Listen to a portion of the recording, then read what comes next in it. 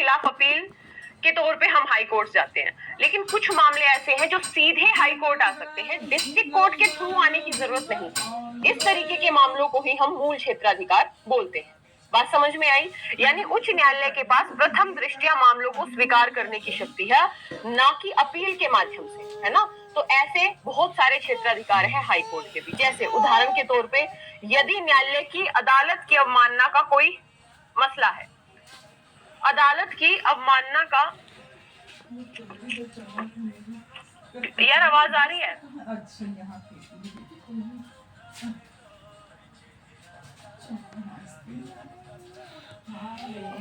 आ रही है ना? ठीक है। हाँ, तो अदालत की अवमानना से संबंधित यदि कोई प्रश्न है तो सीधा हाई कोर्ट में आ सकता है। दूसरा, यदि संसद और राज्य विधानसभाओं के सदस्य के चुनाव से संबंधित विवाद है तो ये मामला सीधा हाई कोर्ट में आ सकता है, डिस्ट्रिक्ट कोर्ट में जाने की जरूरत नहीं है। जैसे यदि राष्ट्रपति का विवाद है, उपराष्ट्रपति के चुनाव का विवाद है, तो ऐसे मामले कहाँ जाएंगे सीधे? यदि मैं कहूँ राष्ट्रपति उपराष्ट्रपति के चुनाव संबंधी विवाद हाई कोर्ट और सुप्रीम कोर्ट दोनों में जा सकते हैं, तो ये स्टेटमेंट सही होगा कि गलत होगा? याद है कि भूल गए? तो मौसा सुना है ना, अपन दिमाग में रख ले। बहुत बढ़िया, सीधे सुप्रीम कोर्ट में जाएगा, हाई कोर्ट में नहीं जाएगा। ऐसे ही संसद और राज्य विधानसभा के सदस्यों के चुनाव के संबंध में कोई भी विवाद है तो वो सीधे हाई कोर्ट में जाता है। ठीक है। अगला, यदि हम बात करें, कोई जरूरत नहीं है इतना याद करने की, दिल्ली, बंबई, कलकत्ता, मद्रास के हाई कोर्ट के पास कुछ उच्च मौद्रिक राशि के दीवानी क्षेत्रों में मूल क्षेत्राधिकार है। यानी ये 4 ऐसे हाई कोर्ट हैं, दिल्ली का, बॉम्बे का, कलकत्ता का, मद्रास का, जहां पे एक सीमा से ऊपर के दीवानी मामले, अब वो सीमा अलग अलग स्टेट की अलग अलग है ना, एक सीमा से अधिक के दीवानी मामले केवल हाई कोर्ट में ही जाएंगे, याद रखने की जरूरत नहीं है।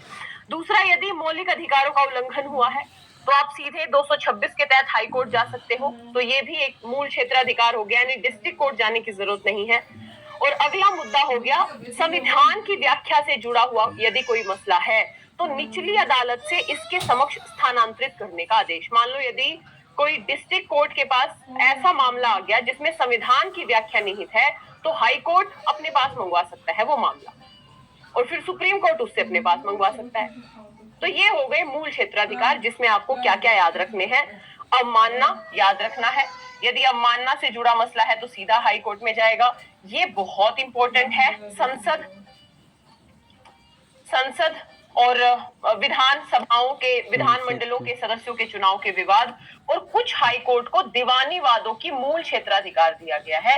यानी एक सीमा से ऊपर के जितने भी दीवानी मामले हैं, ये अलग अलग स्टेट के अलग, जैसे मान लो किसी स्टेट में हो सकता है कि भाई 50 करोड़ से ऊपर के जो भी दीवानी मामले होंगे वो हाई कोर्ट में ही सुने जाएंगे, है ना। तो ये सबको नहीं है, ये 4 हाई कोर्ट को है, लेकिन ये फिर फैक्चुअल जीके का नॉलेज हो गया, बहुत ज्यादा याद रखने की जरूरत नहीं है।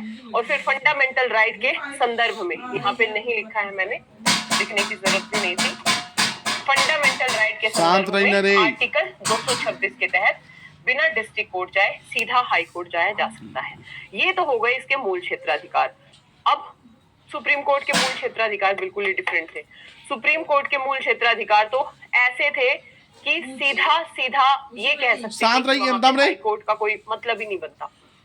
राज्य वर्सेस राज्य, केंद्र वर्सेस राज्य, केंद्र प्लस राज्य वर्सेस अन्य राज्य, याद आया? यूटी एक्सेप्शन बताया था मैंने, है ना। तो वो मूल क्षेत्राधिकार कहा था, तेरा ध्यान से। हाई कोर्ट के पास भी ऐसी शक्तियां हैं जो मामले डिस्ट्रिक्ट कोर्ट में ना जाके सीधे हाई कोर्ट जा सकते हैं। यानी वहां पे परंपरागत तौर पे डिस्ट्रिक्ट से हाई, हाई से सुप्रीम ऐसे जाने की जरूरत नहीं है, डायरेक्ट आप हाई कोर्ट जा सकते हो यदि फंडामेंटल राइट का मसला है, यदि अवमानना का मसला है, यदि संसद या विधानमंडलों के सदस्यों के चुनाव का कोई विवाद है, और यदि कुछ राज्यों में एक सीमा से ऊपर मौद्रिक मामले हैं, दीवानी मामले हैं, तो ऐसे मामलों में सीधा हाई कोर्ट जाया जा सकता है।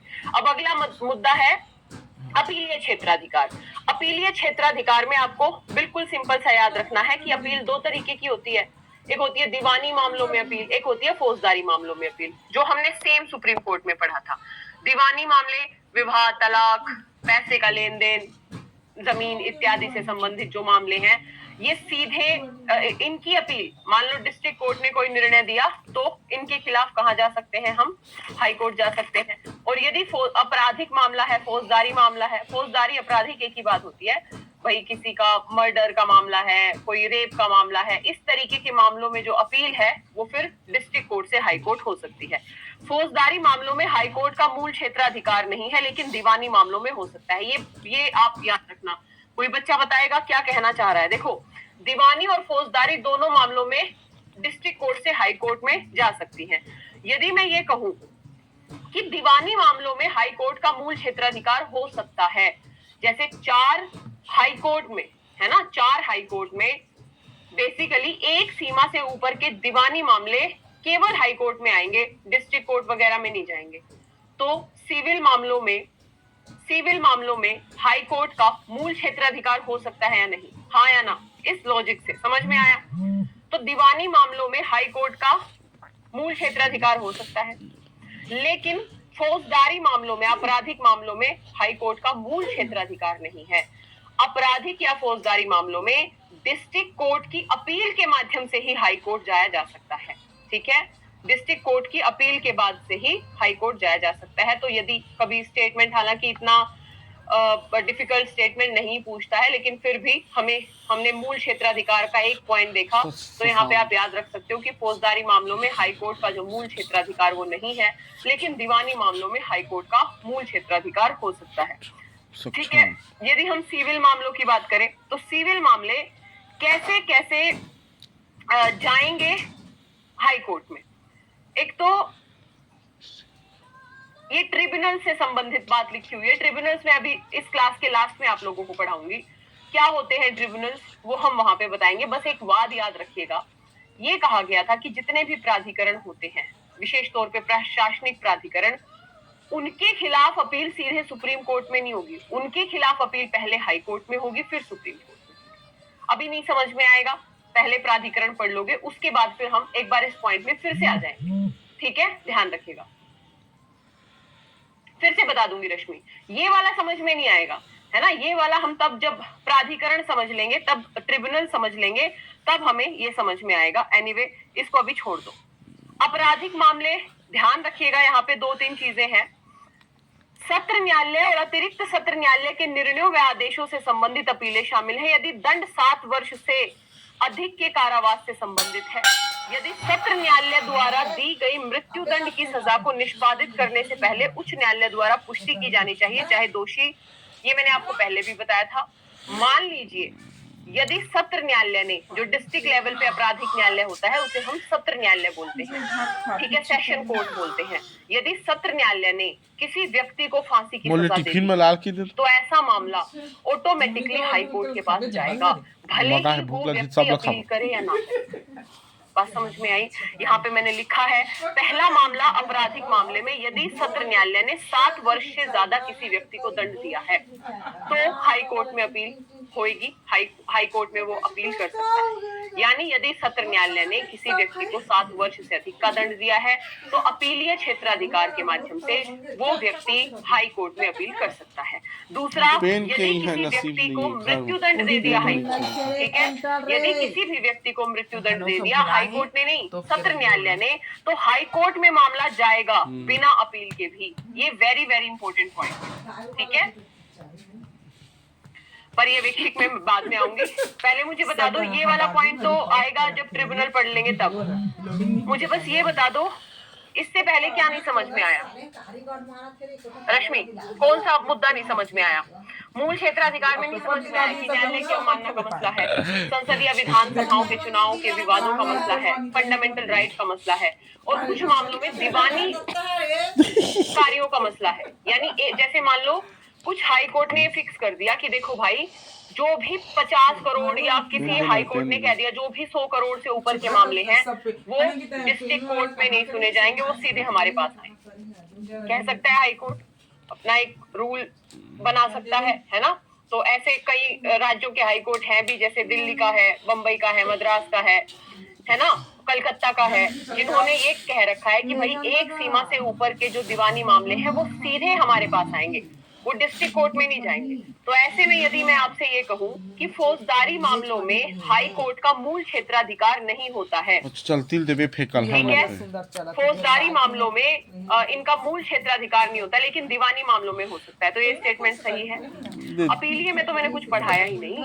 अपीलीय में तो दो बातें हैं, एक होती है दीवानी मामलों की अपील जो मैं सुप्रीम कोर्ट में ऑलरेडी पढ़ा चुकी हूँ, एक है आपराधिक मामलों की। दीवानी मामलों की अपील, मान लो डिस्ट्रिक्ट कोर्ट ने किसी भी दीवानी मामले में कोई फैसला दिया और वो पक्ष सहमत नहीं है डिस्ट्रिक्ट कोर्ट के फैसले से, तो वो कहाँ अपील कर सकता है? तो अपील कहाँ कर सकता है? हाई कोर्ट में कर सकता है। समझ में आई? दूसरा मुद्दा है, और ये अधिकरण वाला मैंने अभी छुड़वा दिया क्योंकि अधिकरण आपको पता नहीं समझ में कैसे आएगा, अभी पढ़ेंगे तब ये इस पॉइंट को देखेंगे। अगला मुद्दा है फौजदारी या आपराधिक मामले में यदि दो ही कंडीशन है, भाई अपीलीय क्षेत्राधिकार क्या होगा हाई कोर्ट का? यही तो होगा कि डिस्ट्रिक्ट कोर्ट के खिलाफ अपील आ सकती है, दैट्स इट। और यदि दीवानी में पूछेगा भी नहीं, दीवानी में अलग अलग स्टेट के ना अलग अलग रूल्स होते हैं, बेसिकली डिस्ट्रिक्ट कोर्ट के संदर्भ में मैं पढ़ाऊंगी अभी आपको। लेकिन आपराधिक मामले में दो कंडीशन पूछ सकता है आपसे, एक तो मृत्युदंड वाली कि यदि किसी सत्र न्यायालय ने, मतलब डिस्ट्रिक्ट कोर्ट का जो आपराधिक न्यायालय होता है, उसने यदि किसी व्यक्ति को मृत्युदंड की सजा दे दी, भले ही वो व्यक्ति हाई कोर्ट में अपील ना भी करे तो भी ये मामला हाई कोर्ट में जाएगा। समझ में आई बात? तो भी ये मामला हाई कोर्ट में जाएगा। और दूसरा, 7 वर्ष से ज्यादा का दंड यदि किसी व्यक्ति को सत्र न्यायालय ने दिया है आपराधिक मामले में तो भी ये मामला जाएगा। ठीक है, क्या बोल रहे हो? यानी मैम पीआईएल को हाई कोर्ट का मूल ढांचा अधिकार में आएगा। पीआईएल कहां से आ गया यहाँ पे? मतलब कुछ खा पी के बैठे हो क्या? बता दो मेरे को भी। यानी मैम पीआईएल को भी हाई कोर्ट का मूल क्षेत्र अधिकार में आएगा। पीआईएल की कोई बात ही नहीं है यहाँ पे। पीआईएल की कौन सी बात होगी? यहाँ पे तो रिट्स की बात की है मैंने आर्टिकल 226 के तहत। इतना तो डिफरेंस समझते हो ना, रिट अलग है, पीआईएल अलग है। रिट मैंने आर्टिकल 32 में पढ़ाया था, पीआईएल मैंने कल पढ़ाया है। अच्छा, 2024 में पीआईएल से रिलेटेड क्वेश्चन आया है मेंस में। मैं अभी जो मंडे को जो मैं वो पिछले सालों के क्वेश्चन करा रही हूँ ना, अभी 6 क्वेश्चन करा चुकी हूँ। मंडे को फिर से जो क्वेश्चन की क्लास कराऊंगी उसमें पीआईएल वाला क्वेश्चन डिस्कस करूंगी। अगर आप देखते हो वो क्लास तो आपको मिल जाएगा उसका सीधा सीधा आंसर वहां। अब समझ में आ गया रश्मि? बता दो एक बार फटाफट। यानी मूल क्षेत्राधिकार, अपीलीय क्षेत्राधिकार, अपीलीय में ज्यादा रटना नहीं है, दीवानी अपील, आपराधिक अपील। और रटना क्या है इसमें? बस आपराधिक में एक पॉइंट याद रखना है कि यदि किसी भी मामले में सत्र न्यायालय किसी व्यक्ति को मृत्यु दंड दे देता है तो ऐसा मामला हाई कोर्ट में जाएगा ही जाएगा, भले ही वो व्यक्ति अपील करे या ना करे। आ गया? ठीक। अब अगला है पर्यवेक्षी क्षेत्राधिकार।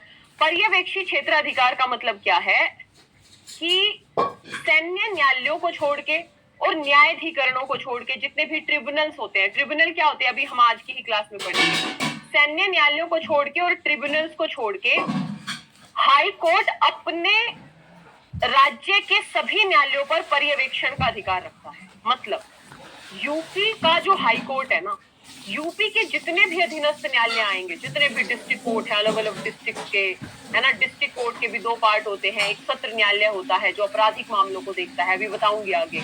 एक दीवानी अदालत होती है जो दीवानी मामलों को देखती है। तो ऐसे में जितने भी न्यायालय हैं उस स्टेट के अंदर सबके ऊपर इस हाई कोर्ट की पर्यवेक्षण शक्तियां होंगी। हाई कोर्ट रेगुलेट कर सकता है ना, यहाँ पे क्या क्या ऐसे न्यायालयों की पद्धति कार्यवाहियों को विनियमन करने के लिए साधारण नियम बना सकता है हाई कोर्ट।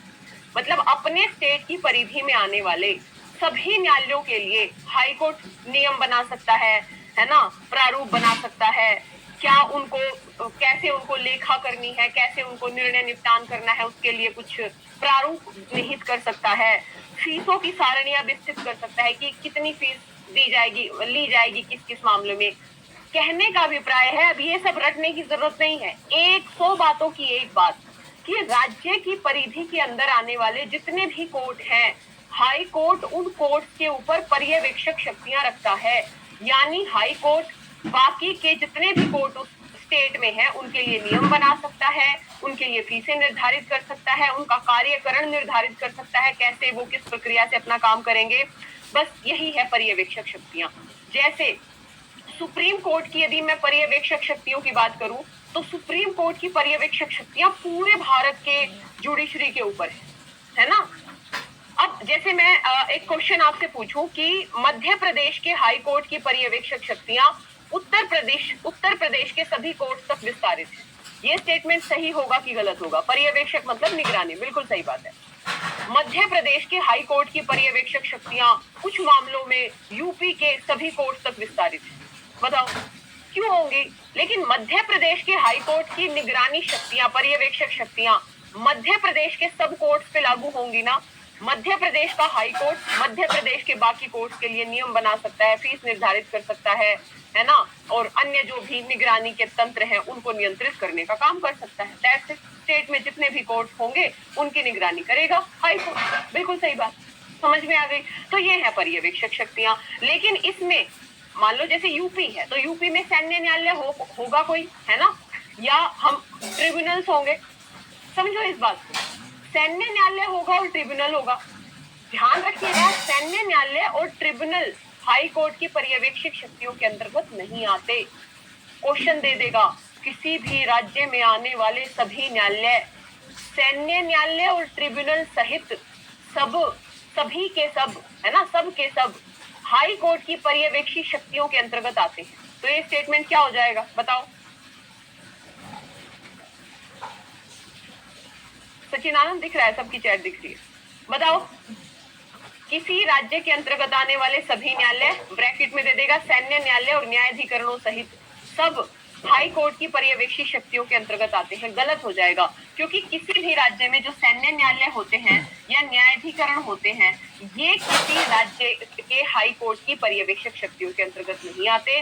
सैन्य न्यायालयों को छोड़कर, ट्रिब्यूनल्स को छोड़ के बाकी जितने भी कोर्ट्स हैं वो पर्यवेक्षी शक्तियों के अंतर्गत आएंगे। समझ में आ गई बात?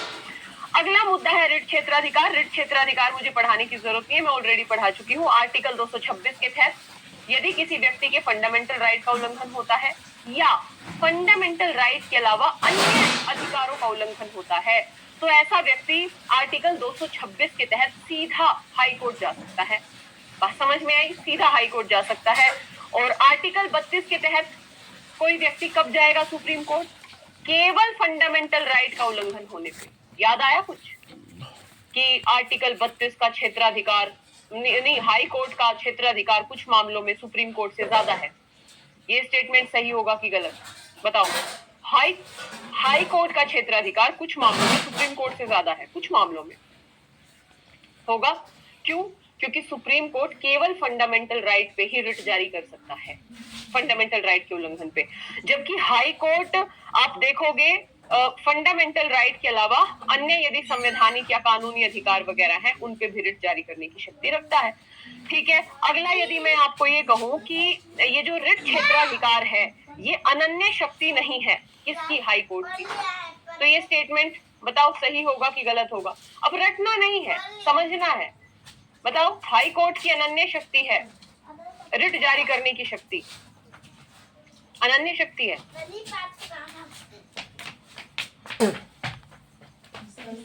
अब मुझे समझ, सही, बहुत बढ़िया बेटा, बहुत बढ़िया। क्या कर रहे हो, मतलब क्या सोच के? अनन्य शक्ति कैसे हो सकती है? अनन्य शक्ति का मतलब क्या होता है? एक्सक्लूसिव पावर, ऐसी पावर जो केवल एक व्यक्ति के, मतलब एक संस्था के पास ही हो।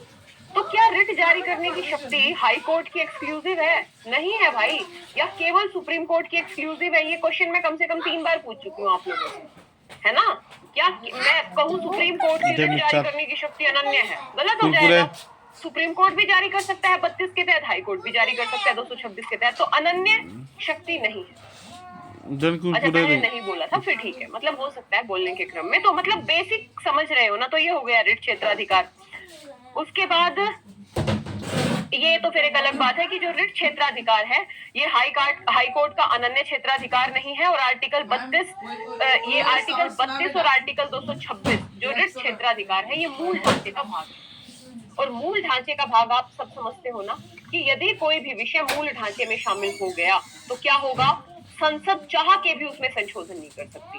संविधान संशोधन की प्रक्रिया के माध्यम से भी उसमें संशोधन नहीं हो सकता, यानी वो अजर हो गया, अमर हो, कहने का मतलब है ये। तो आर्टिकल 32 और आर्टिकल 226 ये दोनों मूल ढांचे का भाग है।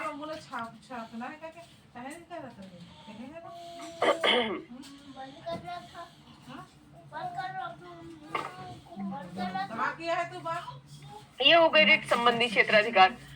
अब यदि हम बात करें अधीनस्थ न्यायालयों पे नियंत्रण, ये मैं बता ही चुकी हूँ आप लोगों को कि किसी भी राज्य के जितने भी अधीनस्थ न्यायालय होते हैं उन पे नियंत्रण होता है हाई कोर्ट का, ठीक है। अब इनकी नियुक्ति वगैरह तो मैं आपको अलग से बताऊंगी। अधीनस्थ न्यायालय हम क्योंकि अलग से पढ़ेंगे, लेकिन फिर भी यदि आप थोड़ा बहुत देखना चाहते हो, अधीनस्थ न्यायालय पर हाई कोर्ट का नियंत्रण है जी, बिल्कुल क्लियर है, मैंने पर्यवेक्षक शक्तियों में बता दिया। जितने भी हाई कोर्ट मतलब जितने भी डिस्ट्रिक्ट कोर्ट्स होते हैं किसी स्टेट के, किसी स्टेट में जितने भी अलग अलग डिस्ट्रिक्ट कोर्ट हैं, उनके न्यायाधीशों की नियुक्ति यानी जिला जज के जो न्यायाधीश होते हैं, जिला न्यायालयों के जो न्यायाधीश होते हैं, जिला न्यायालयों के न्यायाधीशों की नियुक्ति राज्यपाल हाई कोर्ट के परामर्श से करते हैं, ठीक है। सेवा संबंधी मुद्दों पे नियंत्रण रख सकता है हाई कोर्ट, अपने अधीनस्थ न्यायालयों के मामलों का स्थानांतरण कर सकता है, बाध्यकारी निर्णय होते हैं। इन 3-4 चीजों को समझ लो। देखो, एक तो है नियुक्ति संबंधी मुद्दा, जिला न्यायाधीशों की नियुक्ति हो, पद स्थापना हो, पदोन्नति, है ना। नियुक्ति, पद स्थापना या पदोन्नति, नियुक्ति या पदोन्नति समझ लो। दोनों मामलों में तथा राज्य की न्यायिक सेवा में व्यक्तियों की नियुक्तियों के मामले में राज्यपाल उच्च न्यायालय से परामर्श करता है। सिंपल सी बात है, जितने भी अधीनस्थ न्यायालय होते हैं उनके न्यायाधीशों की नियुक्ति राज्यपाल करेंगे और राज्यपालों की सलाह, राज्यपाल हाई कोर्ट के सलाह पे इनकी नियुक्ति करते हैं। तो यहाँ पे हाई कोर्ट का एक नियंत्रण है, भाई परामर्श देगा हाई कोर्ट। दूसरा, सेवा मामले, उच्च न्यायालय राज्य की न्यायिक सेवा, जिला न्यायाधीशों के अतिरिक्त सदस्यों की नियुक्ति, पदोन्नति, अवकाश देने, स्थानांतरण करने, अनुशासन के मामले के मुद्दों को भी देखता है। जिला न्यायाधीशों के अतिरिक्त जितने भी हाई कोर्ट मतलब हाई कोर्ट जो होता है वो राज्य की न्यायिक सेवा के जितने भी होते हैं, न्यायाधीश होते हैं, उनके अवकाश का मुद्दा है, उनके स्थानांतरण ट्रांसफर का मुद्दा है, उनकी नियुक्ति का मुद्दा है, अनुशासन की कोई कार्यवाही का मुद्दा है। तो ये सारे मुद्दे भी कौन देखेंगे? हाई कोर्ट देखेंगे। यहाँ पे डिस्ट्रिक्ट जो कोर्ट है उन न्यायाधीशों के अलावा ये मछली मखुल देना, राज्यपाल का भी वो होता है, पाल नहीं खाम तरीके से सहमति होती है, बहुत ज्यादा जाने की जरूरत नहीं है। स्थानांतरण यहाँ पे देख लो, उच्च न्यायालय अधीनस्थ न्यायालय के जो लंबित मामले हैं वो वापस ले सकता है यदि कोई विधि का प्रश्न है। तो जैसा मैंने बोला, यदि कोई मामला किसी डिस्ट्रिक्ट कोर्ट के पास आया और उस मामले में कुछ संविधान का प्रश्न नहीं है तो हाई कोर्ट उस मामले को अपने पास मंगवा सकता है। बिल्कुल क्लियर। और अगला मुद्दा है बाध्यकारी न्यायालय के निर्णय अपने क्षेत्रीय अधिकार के भीतर। फॉर एग्जाम्पल, हाई कोर्ट के निर्णय मध्य प्रदेश की परिधि के अंदर जितने भी कार्यरत अधीनस्थ न्यायालय हैं उन पे बाध्यकारी होते हैं, जिस प्रकार उच्चतम न्यायालय द्वारा घोषित कानून भारत की सभी सेम जैसे उच्चतम न्यायालय के भारत की सभी अदालतों पे निर्णय बाध्यकारी बताओ होते हैं ना, ऐसे ही यहाँ पे ये कहा गया जो पर्यवेक्षी शक्तियां या नियंत्रण की बात हम कर सकते हैं कि हाई कोर्ट के जितने हैं उस राज्य की परिधि के अंतर्गत आने वाले सभी न्यायालयों के लिए वो बाध्यकारी होंगे। दूसरा, स्थानांतरण मामलों का हाई कोर्ट कर सकता है ना, कि भाई कोई यदि विधि का प्रश्न है तो उसके अपने पास मंगवा सकता है। हो सकता है कि एक डिस्ट्रिक्ट का मामला किसी दूसरे डिस्ट्रिक्ट को सौंप दे। तो ये सारा काम हाई कोर्ट का होता है, यानी अधीनस्थ न्यायालयों पे हाई कोर्ट नियंत्रण, विनियमन करने का, निगरानी करने का काम करता है। ये भी एक शक्तियां हैं हाई कोर्ट की, ठीक है। तो अधीनस्थ न्यायालयों पर नियंत्रण, जिस तरीके से सुप्रीम कोर्ट का पूरे देश के न्यायालयों पर नियंत्रण होता है, उसी तरीके से हाई कोर्ट का अपने राज्य की परिधि के अंतर्गत आने वाले सभी न्यायालयों के ऊपर नियंत्रण। यहाँ तक आते आते मैं एक बार रिवाइज करा दूं, फिर हम आएंगे यहाँ पे अभिलेख न्यायालय पे। अभिलेख न्यायालय सेम है। अब एक बार सुन लो। हाँ, मूल क्षेत्राधिकार में किसी बच्चे को कोई दिक्कत? 4 बातें बताई थी। फंडामेंटल राइट, अवमानना, संसद विधानसभा का चुनाव और कुछ लड़की को दीवानी हम कह सकते हैं। फौजदारी मामलों में हाईकोर्ट को मूल क्षेत्राधिकार नहीं है, जबकि हाईकोर्ट को मूल क्षेत्राधिकार है। आसमान नहीं लाए सिविल मामले पढ़े कि भाई सिविल मामलों की कोई भी अपील की जा सकती है, तो झूठ मारते खास हाई ना कोर्ट देखे में अपराधिक मामलों में कोई भी अपील की जा सकती है हाई कोर्ट में। विशेष तौर पे एक जान ले क्या मामला, उसमें? यदि सत्र न्यायालय ने किसी व्यक्ति को फांसी की सजा दे दी हो धरे तो नहीं? ऐसा मामला हाई कोर्ट जाएगा। ये मछली मिठाई देना, भले ही, मिठा ला। वो व्यक्ति अपील करना चाहे या ना चाहे, ठीक है। हाँ तो मैं घर जहाँ दूसरा, तक यदि मत क्यों भागे सत्र तक न्यायालय ने किसी व्यक्ति फोन तो ला को गोबा 5 को वर्ष तो या काट दो उससे हम अधिक की सजा सुनाई है तो वो व्यक्ति भी हाई कोर्ट में अपील कर सकता है। तो अपीलीय क्षेत्राधिकार, दीवानी और फौजदारी। लेके आना रे। फिर पर्यवेक्षी क्षेत्राधिकार में जो बात मैं अभी इतनी देर मैं भात भी नहीं खाया, मैं दही फोन लगा कई देर में छोड़ी दही फोन लगा कई पर्यवेक्षी क्षेत्राधिकार या आया लगे अधीनस्थ न्यायालयों पर नियंत्रण। तो हाई कोर्ट का अपने अधीनस्थ न्यायालयों पे नियंत्रण रहेगा कि नहीं रहेगा। हाई दही कोर्ट फोन लगा के कई अधिकारी बैठोड़ी होंगे अपने राज्य की परिधि के अंतर्गत आने वाले उसके संदर्भ में दही फोन लगा कई रे सकता है, खारिज कर सकता मैं घर जहाँ मैं है, ठीक है। इसके साथ ही अवकाश वगैरह के मामले, स्थानांतरण खा पी नहीं वगैरह मिला के मैं घर जहाँ ना मैं सब सुबह हाई कोर्ट खानी देखेगा। कुतिया हाई कोर्ट के परामर्श पे ही राज्यपाल ये जो अधीनस्थ न्यायालय है इनके न्यायाधीशों की नियुक्ति करते हैं, है ना। तो ये हो गया एक नियंत्रण। ए बे छोटी फोन लगा क्षेत्राधिकार, किसी को डाउट है ही नहीं, मैंने क्वेश्चन भी पूछ छोटू लिया। कम लगा और अगला मुद्दा हो गया, यहाँ तक अब पूछ चिकन सब छोटू के लगते राजू चिकन नहीं लाते घर जाते की डायरेक्ट घर की साइड में शादी है मैम, पूरा दिन कचर कचर पसंद डीजे नहीं बजा रखा है, सुनने ही नहीं दे रहे हैं आप लोग। गोद गोद के मार खा बिस्तर में डीजे बज रहा है, कोई बात नहीं, बाद में करना, रात में कर लेना क्लास, एंजॉय। देखो किसी भी समस्या को बहुत बड़ा बनाओगे ना तो समस्या और बड़ी बन जाएगी। टैकल करना चाहिए। बहुत ज्यादा आपको लग रहा है कि हाँ पढ़ना है तो घर के किसी कोई तो कोना होगा जहाँ सारे दरवाजे बंद करके भी आवाज ना आए। सबसे सटीक सोल्यूशन है ईयरफोन लगा लो, है ना। ईयरफोन लगाने से नहीं सुनाई देता है ना। ईयरफोन लगा लोगे तो फिर गाना नहीं सुनाई देगा। हाँ स्टोर पे आ गई तो बढ़िया है। फीस जैसे मान लो किसी व्यक्ति को कितनी फी, भाई बहुत पेचीदा होता है न्यायालयों का मामला, ठीक है।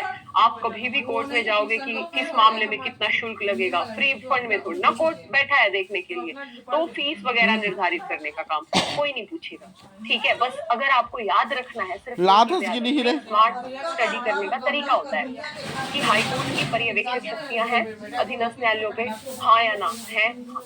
हाई कोर्ट का नियंत्रण है अधीनस्थ न्यायालयों पे, हाँ या ना, हाँ, दैट्स इट, बात खत्म। इससे ज्यादा फीस क्या, कौन का, पगला जाओगे, नसे वसे टकरा जाएंगी आपस में, ठीक है। समझ में आ गई बात। अब अगला है अभिलेख न्यायालय। तो अभिलेख न्यायालय एज इट इज हमने सुप्रीम कोर्ट में 129 में पढ़ा था। यहाँ पे आर्टिकल याद रखना है 215 और यहाँ सुप्रीम कोर्ट में पानी में नहीं देते कहीं ना रे दही बेसरा में घर जहाँ में फिर फोड़ फाड़ दो हाई कोर्ट के बहुत दिन से कहा था समझ में आई। यानी डिस्ट्रिक्ट कोर्ट पहले बता दो के जितने भी निर्णय हैं उनको साक्ष्य के तौर पर निर्णय देने में डिस्ट्रिक्ट कोर्ट के निर्णयों को वो प्रयोग करेंगे, ठीक है। तो एक तो हाई कोर्ट पानी आपको दे देते बेसन में बस चुगली करा तो कुटिया हाई कोर्ट को भी अपनी अवमानना के लिए दंड देने की शक्ति है। तो जो अभिलेख न्यायालय का आधार वहां था वो यहाँ पे भी है। निर्णयों का साक्ष्यात्मक महत्व होगा और अवमानना के लिए दंड देने की शक्ति है हाई कोर्ट को भी, ठीक है। यानी हम ये कह सकते हैं कि इसके पास अदालत की अवमानना की स्थिति में 6 महीने तक कारावास, ये सब याद रखने की जरूरत नहीं है, फिर भी मतलब सिर्फ बता रही हूँ कि यदि हाई कोर्ट की अवमानना होती है तो हाई कोर्ट 6 महीने तक किसी व्यक्ति को कारावास या 2000 रुपए जुर्माने की सजा दे सकता है। यहाँ पे बस ये बात समझना कि 129 में अभिलेख न्यायालय सुप्रीम कोर्ट है, 215 में अभिलेख न्यायालय हाई कोर्ट है। क्षेत्राधिकार का अंतर है। कैसे? ए बंडवा छोकरी चिकन लाथे कि नहीं तेरा पता? क्षेत्राधिकार पूरे भारत। बंडवा छोकरी चिकन लाथे कि नहीं पूछ। चथिल झाट बंडवा छोकरी मार। जो भी निर्णय है उनका पूरे देश के हाँ तो पता चली था कहा नहीं कहता था अभी आप बेचता और चुदिल हल्लात मार गया ना, याद रख बे ये दिन मतलब मद्रास न्यायालय भी मानेगा, कलकत्ता भी मानेगा, बम्बई भी मानेगा, सब मानेंगे। लेकिन हाई कोर्ट के निर्णय को उस राज्य के अधीनस्थ सभी न्यायालय मानेंगे। तो हाई कोर्ट के निर्णय का जो साक्ष्यात्मक महत्व है, क्षेत्राधिकार का अंतर है कि नहीं, बताओ। तो यदि मैं आपसे कहूं कि अभिलेख न्यायालय के संदर्भ में सुप्रीम कोर्ट का क्षेत्राधिकार हाई कोर्ट की तुलना में ज्यादा है, बताओ समझ में ये सही होगा कि गलत? कार्यवाहक जज जो नियुक्त होते हैं वो कौन होते हैं मैम? क्योंकि सेवानिवृत्त तो नहीं होते हैं। नहीं, सेवानिवृत्त अलग है, सेवानिवृत्त अलग है। सेवानिवृत्त की तो मैंने अलग से बात बता दी। कोई भी विधि का ज्ञान रखने वाला या हाई कोर्ट का जज बनने की योग्यता रखने वाला, हाई कोर्ट का जज बनने की योग्यता तो रखनी चाहिए ना, वो जो जितने भी क्राइटेरिया, इनमें से राष्ट्रपति किसी को भी कार्यवाहक मुख्य चिका लाथस की नहीं रे कुतिया। सेवानिवृत्त का क्राइटेरिया अलग है। सेवानिवृत्त मतलब जो हाई कोर्ट से सेवानिवृत्त, लाथस की नहीं तला बता। 62 ईयर से ज्यादा का हो सकता है ये। हाँ जाले क्या सेवानिवृत्त 62 ईयर से होगा। मैं बहुत दिन से खानी है मैं। सेवानिवृत्त न्यायाधीश की नियुक्ति सीजीआई जाले क्या बात समझ में? जाले क्या जा कार्यकाल ये सब अस्थायी होते हैं, कोई ऐसा नहीं है कि मैं हर मस्जिद बहुत मैं मार दो तो मुख्य न्यायाधीश बना दिया तो परमानेंट बन गया। परमानेंट नहीं होते। लात की तरह बता गाली वाली दे मत ना फिर हड्डी वाली तोड़ दो काट के फेंक दो। यदि हम विशेष बात करें जा चिका लेके आ मैं खाबे नहीं कर भात में है बेशरम। नहीं जरूरी नहीं है जा मैं ली लेके आ रही हो, ये जरूरी नहीं है। ठीक है जा मत ली चलो। यानी यस ठीक है, सही आंसर। यानी हाई कोर्ट राज्य तक ही सीमित है, बाकी सब के सब ना तेल नहीं है ना कुछ नहीं है बेशम और तानी से भात नहीं खा सुबह से हरामी अधिकार का अंतर है। अभी खाते कुथा लागू होता है कुतिया ताजे मला पैसा हार्दिक से मंगा 10,000। ठीक है। अब यदि हम न्यायिक समीक्षा की शक्ति की बात करें तो बस इस बात को ध्यान रखिएगा, न्यायिक समीक्षा मैं आपको पढ़ा चुकी हूँ।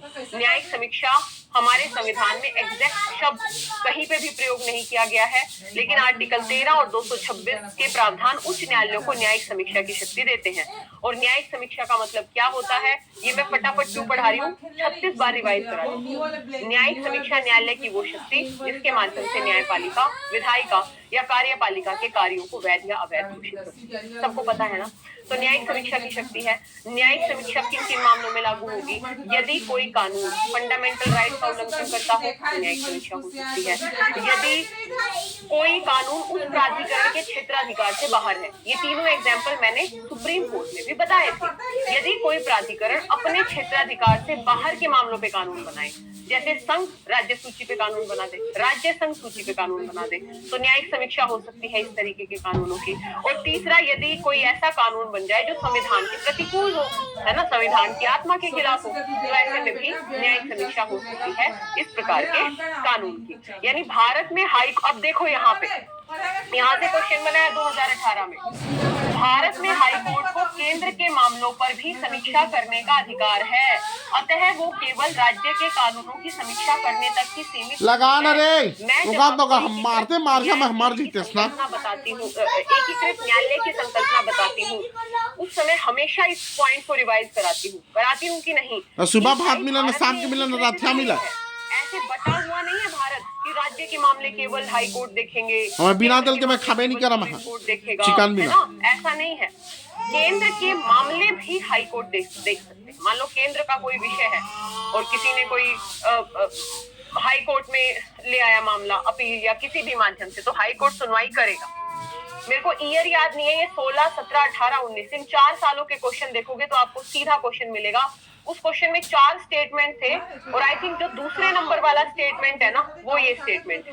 ठीक है मैम, यूएसए में, हाँ यूएसए में दोहरी न्यायपालिका, मैम क्या JN खास HC लद्दाख का क्षेत्राधिकार नहीं है तो क्या नहीं, मैंने बोला ना जम्मू एंड कश्मीर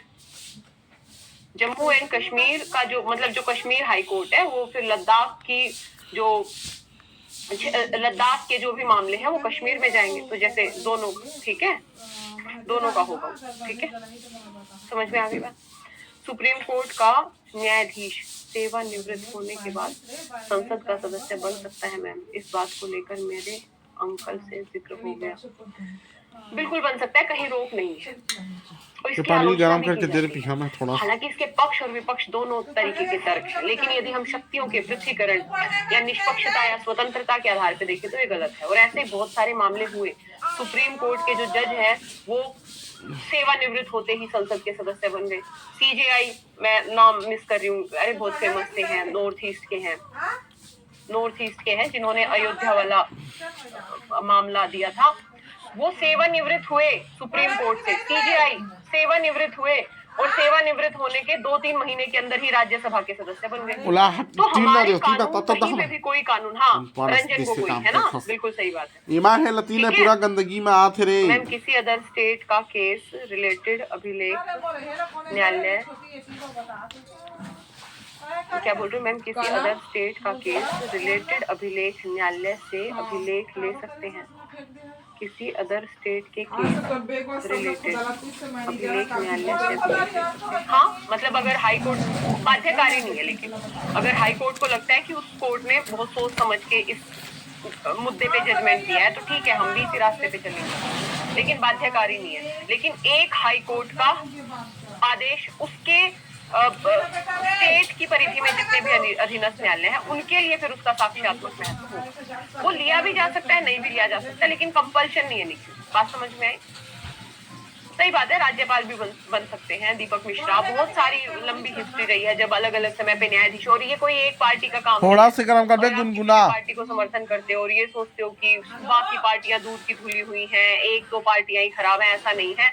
हर एक पार्टी में इस तरीके का आपको देखने को मिलेगा। जब जुडिशरी यानी न्यायाधीश सेवानिवृत्ति के बाद चले गए, एक वो कलकत्ता वाले थे, है ना, कलकत्ता हाई कोर्ट के न्यायाधीश से टकराव हो गया था ममता बनर्जी से, अभी की तो बात है यार, अभी की, जस्ट उन्होंने थोड़े दिन बाद ही इस्तीफा दे दिया और थोड़े दिन बाद ही क्या किया, एक पार्टी, पर्टिकुलर पार्टी का सदस्य बन गए वो, है ना। तो बिल्कुल कोई ऐसी रोक नहीं है हमारे कॉन्स्टिट्यूशन में, ना ही कॉन्स्टिट्यूशन में रोक है और ना ही संविधान और ना ही किसी कानून के तहत रोका गया है। ठीक है, चलो आगे। तो ये क्वेश्चन देख लेना, ये आपको समझ में आ गया होगा, रटा नहीं है ना, समझ में आ गया। भारत में एकीकृत न्यायपालिका है, हाई कोर्ट जो है वो केंद्र के मामलों की भी समीक्षा कर सकते हैं। जरूरी नहीं है कि हाई कोर्ट केवल राज्यों के मामलों की ही समीक्षा करेगी, है ना, क्योंकि भारत में एकीकृत न्यायपालिका है, वो केवल राज्य के कानूनों की समीक्षा करने तक ही सीमित नहीं है, बल्कि यदि केंद्र का मामला है तो ऐसे मामले में भी हाई कोर्ट उन मामलों की समीक्षा कर सकते हैं। अब देख लो एक बार, सेवा निवृत्ति के बाद सुनवाई का अधिकार, ये मैंने कल एक बच्ची ने क्वेश्चन पूछा था, यहाँ से क्वेश्चन पूछा है आईएएस में, तो मैंने अलग से लिखवाया है। देखो, सुप्रीम कोर्ट के जो न्यायाधीश होते हैं वो सेवानिवृत्ति के बाद उनका किसी भी न्यायालय में उनको सुनवाई का अधिकार नहीं। सुप्रीम कोर्ट के न्यायाधीश भाई, अब वो सुनवाई करते घूमेंगे, अच्छा लगेगा? नहीं लगेगा। तो ध्यान रखिएगा, सुप्रीम कोर्ट के न्यायाधीश का भारत के किसी भी न्यायालय में सुनवाई का अधिकार नहीं है। हाई कोर्ट के न्यायाधीश सुप्रीम कोर्ट में सुनवाई कर सकते हैं और उन हाई कोर्ट में सुनवाई कर सकते हैं जहां उन्होंने एज अ जज काम नहीं किया। क्वेश्चन पूछा था कि सुप्रीम कोर्ट के न्यायाधीश सेवानिवृत्ति के बाद सुनवाई नहीं कर सकते, वहीं हाई कोर्ट के न्यायाधीश सेवानिवृत्ति के बाद केवल सुप्रीम कोर्ट में सुनवाई कर सकते हैं। स्टेटमेंट सही होगा कि गलत? वहीं हाई कोर्ट के न्यायाधीश सेवानिवृत्ति के बाद केवल सुप्रीम कोर्ट में सुनवाई कर सकते हैं।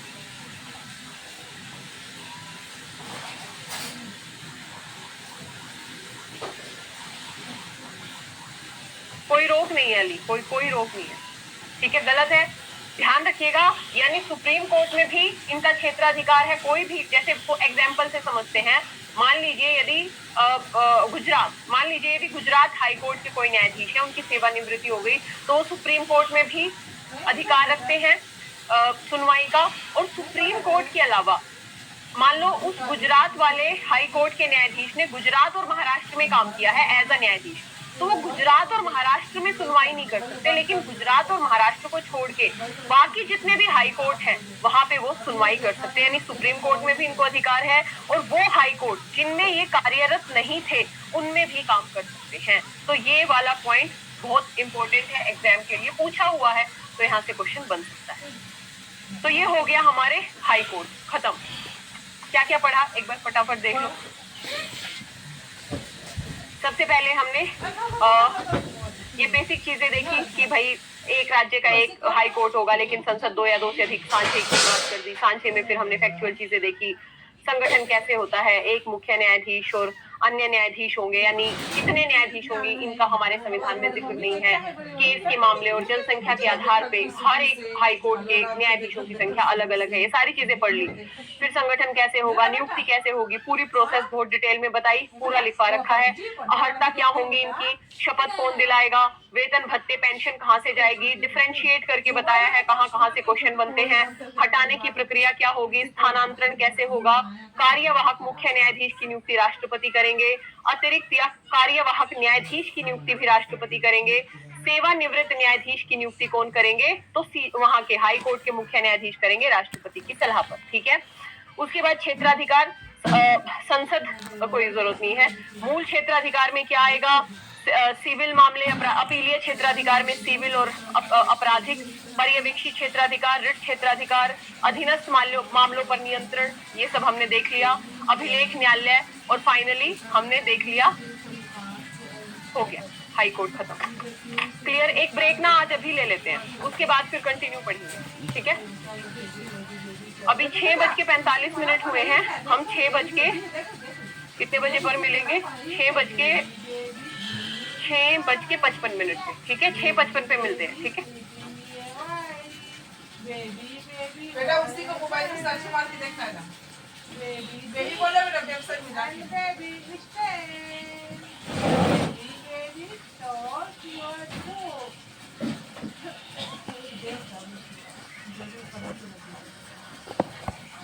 अधीनस्थ न्यायालय का मतलब क्या है कि भारत के एकीकृत न्याय प्रणाली में राज्य न्यायपालिका में उच्च न्यायालय और अधीनस्थ न्यायालयों का एक पदानुक्रम होता है।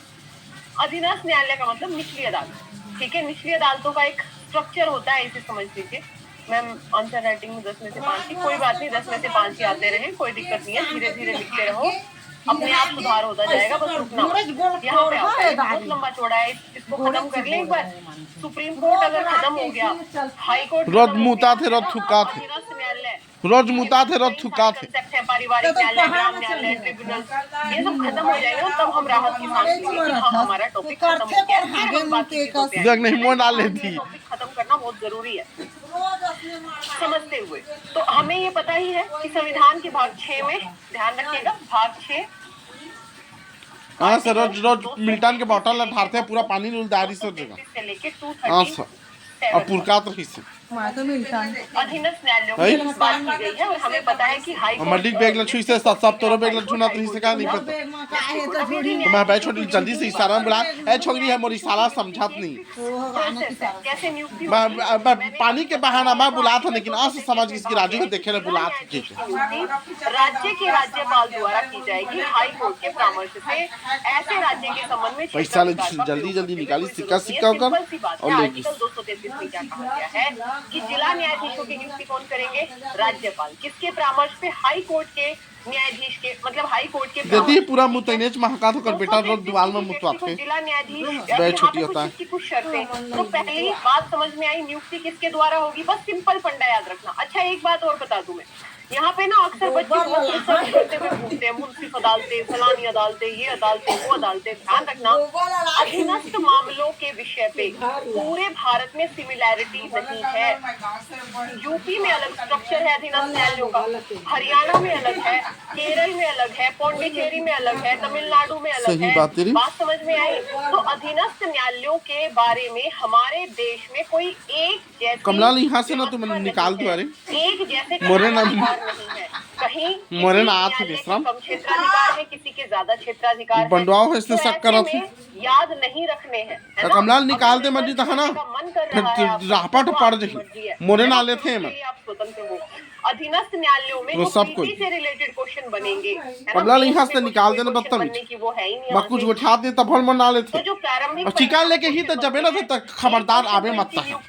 तो जा बहुत मैं देखबे फोड़ फाड़ दम, देखबे देख जा तो जान जा तो सही था, देखबे तो चिकान लेके ही जा है ना। बात बहुत पहुंच ही बेसरा संघ या राज्य की सेवा में नहीं होना चाहिए। सिंपल सी बात है कि भाई कोई भी व्यक्ति पहले से ही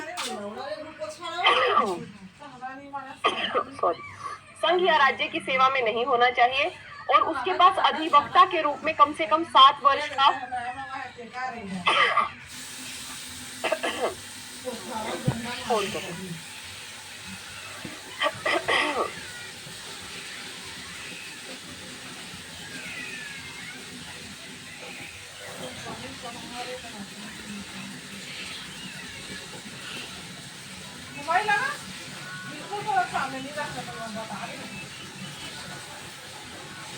पर 7 वर्ष का अधिवक्ता के दौर में बेसिकली उसके पास एक्सपीरियंस हो, अनुभव हो और उच्च न्यायालय द्वारा नियुक्ति हेतु किसी व्यक्ति की अनुशंसा की जानी चाहिए। ये 3 क्राइटेरिया, यानी पहला क्राइटेरिया वो संघ या राज्य की किसी अन्य सेवा में ना हो, यदि है तो फिर वहां से उसे त्याग पत्र देना पड़ेगा। सिंपल सी बात है, एक व्यक्ति 2 पदों पे नहीं रह सकता है, संघ या राज्य की सेवा में नहीं होना चाहिए। तो सोच समझ 7 वर्ष से अधिक अधिवक्ता के तौर पे उसने काम किया हो, और तीसरा हाई कोर्ट ने उस व्यक्ति की अनुशंसा की। ठीक है, तो ये तीनों छोटी दिन भर के निखाई पहले से संघ या राज्य क्षेत्र की सेवा में नहीं होना चाहिए और हमारा 7 साल जान लो तक ये बात याद रख और हाई कोर्ट ने परामर्श दिया हो। बोला जय जगह ऐसे जान में नहीं देते तो क्या जान किया ल खा जा सकता है? ऐसे में लागू किया जा सकता है। वो दिन भर ऐसे से में खानी है। राज्यपाल हाई कोर्ट के परामर्श पे जिला न्यायाधीश की नियुक्ति वो कर बरास भी नहीं सकते हैं। घसे पूछता बरास से इसकी नहीं पूछ क्या करंट में बुलाव हुए ये झूठे कहा थे अचानक से कुछ वही मटली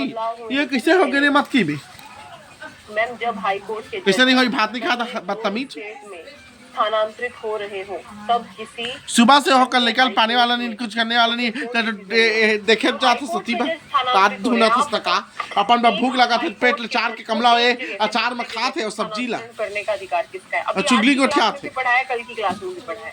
फटाफट बताओ। रश्मि आपसे ही पूछ रही हूँ, इसलिए कहते ध्यान से सुना करो। दोनों चीजें बताइए। हाई कोर्ट के जजों का स्थानांतरण, कल यहीं पे क्लास छोड़ी थी मैं और आज यहीं से क्लास शुरू की थी। प्रेसिडेंट करते हैं सीजेआई के परामर्श से, भारत के मुख्य न्यायाधीश के परामर्श से, यानी एक हाई कोर्ट से बैच भी भात देने वाला नहीं करना हो मारा तो सॉरी राष्ट्रपति करेंगे सीजेआई के परामर्श। ठीक है, तो ये अधीनस्थ न्यायालयों की नियुक्ति शर्तें याद रहेंगी। अब यहाँ पे न्यायाधीशों की नियुक्ति, जिला न्यायाधीशों के अतिरिक्त अन्य न्यायाधीशों की न्यायिक सेवा में नियुक्ति 234 में कहा गया है कि जिला न्यायाधीशों के अतिरिक्त अन्य न्यायाधीशों की नियुक्ति राज्य के राज्यपाल द्वारा की जाएगी, है ना। डिस्ट्रिक्ट कोर्ट के अलावा जो भी अन्य न्यायाधीश हैं उनकी नियुक्ति भी राज्यपाल करते हैं। यह राज्य लोक सेवा आयोग ऐसे राज्य के संबंध में क्षेत्राधिकार का प्रयोग करने वाले उच्च न्यायालय के साथ परामर्श के बाद उसकी ओर से राज्यपाल द्वारा सुनिश्चित, जैसे देख अन्य न्यायाधीशों की नियुक्ति में क्या होगा, राज्यपाल नियुक्ति करेंगे। पीसीएस जे पास व्यक्ति हाई कोर्ट के परामर्श, जैसे आप लोगों का ये नहीं होता पीसीएस होता है आईएएस सॉरी एसडीएम डीएसपी, ऐसे ही पीसीएस जे सुना होगा आपने, है ना, जुडिशरी का एग्जाम होता है।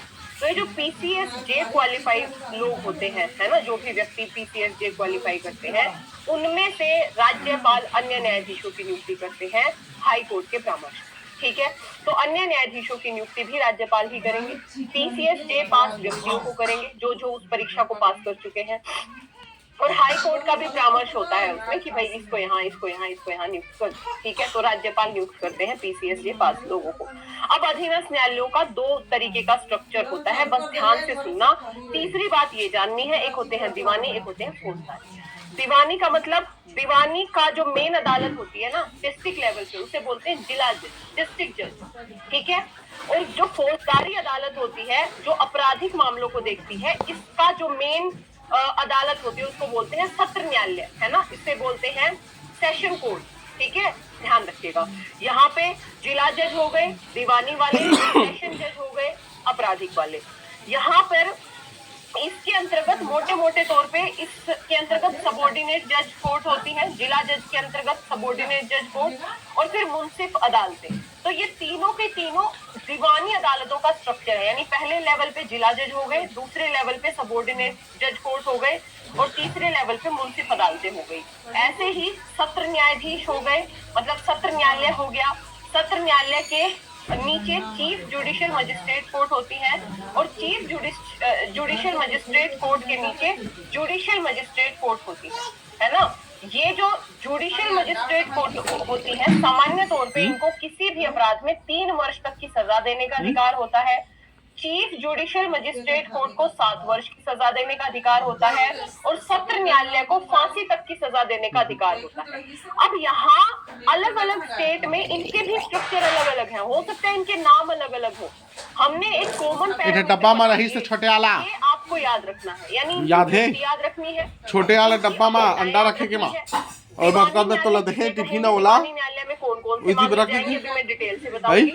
लगा के अदालत मोटा लेकिन आपको पता है, दीवानी मैंने आर्टिकल 44 में भी जिक्र किया हुआ है। दीवानी अदालत और आपका फौजदारी अदालत, ठीक है। तो जो दीवानी अदालतों का स्ट्रक्चर है वो ऐसे होता है, जिला जज, सबॉर्डिनेट जज कोर्ट और मुंसिफ अदालतें, ठीक है। मुंसिफ अदालतें सबसे निचली अदालत होती है ये, और यहाँ पे मैंने कहा अलग अलग राज्य की अलग अलग सीमा है, इसलिए हम एक पर्टिकुलर सीमा यहाँ नहीं लिख सकते। यूपी में हो सकता है मुंसिफ अदालतें 2 लाख तक के मामले सुने, हो सकता है बिहार में मुंसिफ अदालतों को 4 लाख तक के, तो ऐसा कोई फिक्स रूल नहीं है इनका दीवानी मामलों में। तो यहाँ पे मुंसिफ अदालतों की एक सीमा तय कर रखी है हर एक स्टेट ने कि मुंसिफ अदालतों में कितनी सीमा तक फैसले, कितनी सीमा तक के बाद जाएंगे, है ना। उसके बाद यदि हम बात करें सबॉर्डिनेट जज कोर्ट में कितनी सीमा तक के बाद जाएंगे, और ऊपर तो हो गया फिर जिला जज। यहाँ लगभग इक्वल सा ही है, लगभग इक्वल सा ही है कि जो जुडिशियल मजिस्ट्रेट कोर्ट होती हैं उनको 3 साल तक सजा देने का अधिकार होता है। चीफ जुडिशियल मजिस्ट्रेट कोर्ट होती है उनको 7 साल तक सजा देने का अधिकार है, और सत्र न्यायालय जो होते हैं उनको फांसी की सजा देने का अधिकार है। उसके पहले यहाँ पे देखो अधीनस्थ न्यायालयों पर नियंत्रण किसका है, ये मैं आपको बता ही चुकी हूँ कि जिला न्यायालयों और अधीनस्थ न्यायालयों पर हाई कोर्ट का नियंत्रण होता है, इसमें किसी को भी शक नहीं है। इस नियंत्रण में जिला न्यायाधीश के पद से नीचे अधीनस्थ न्यायिक सेवा में व्यक्तियों के संबंध में पोस्टिंग, पदोन्नति, अवकाश, ये हमने सब पढ़ा है कि भाई जिला न्यायाधीश के अंतर्गत जितने भी अधीनस्थ न्यायालय हैं, यानी सबॉर्डिनेट जज, मुंसिफ अदालतें, चीफ जुडिशियल मजिस्ट्रेट, आवाज कहाँ से आ रही है, जुडिशियल मजिस्ट्रेट कोर्ट वगैरह, इनमें पदोन्नति देना है, अच्छा है क्या? पदोन्नति देनी है, ये सारे के सारे नियंत्रण हाई कोर्ट के ही होते हैं। ऐसे व्यक्तियों को अधिकार है वे अपनी सेवा की शर्तों कोई जरूरत नहीं है बात करनी। सिर्फ इतना ध्यान रखना है कि जितने भी अधीनस्थ न्यायालय है उसके ऊपर किसका नियंत्रण है, हाई कोर्ट। और जिला न्यायालयों के अतिरिक्त, जिला न्यायाधीशों के अतिरिक्त जो अन्य अधीनस्थ न्यायालय होते हैं, जिला न्यायाधीशों के अंतर्गत अवकाश, पदोन्नति, ये सब डिसाइड करने का अधिकार किसका है, हाई कोर्ट का है। अब यदि हम इन अधीनस्थ न्यायालयों की क्षेत्राधिकार वगैरह देखें तो 3 तरीके की दीवानी अदालतें, फौजदारी अदालतें और राजस्व अदालतें।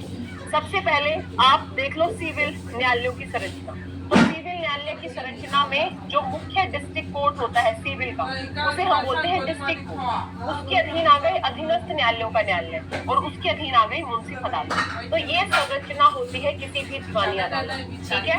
ये सीधी होल्ड करना।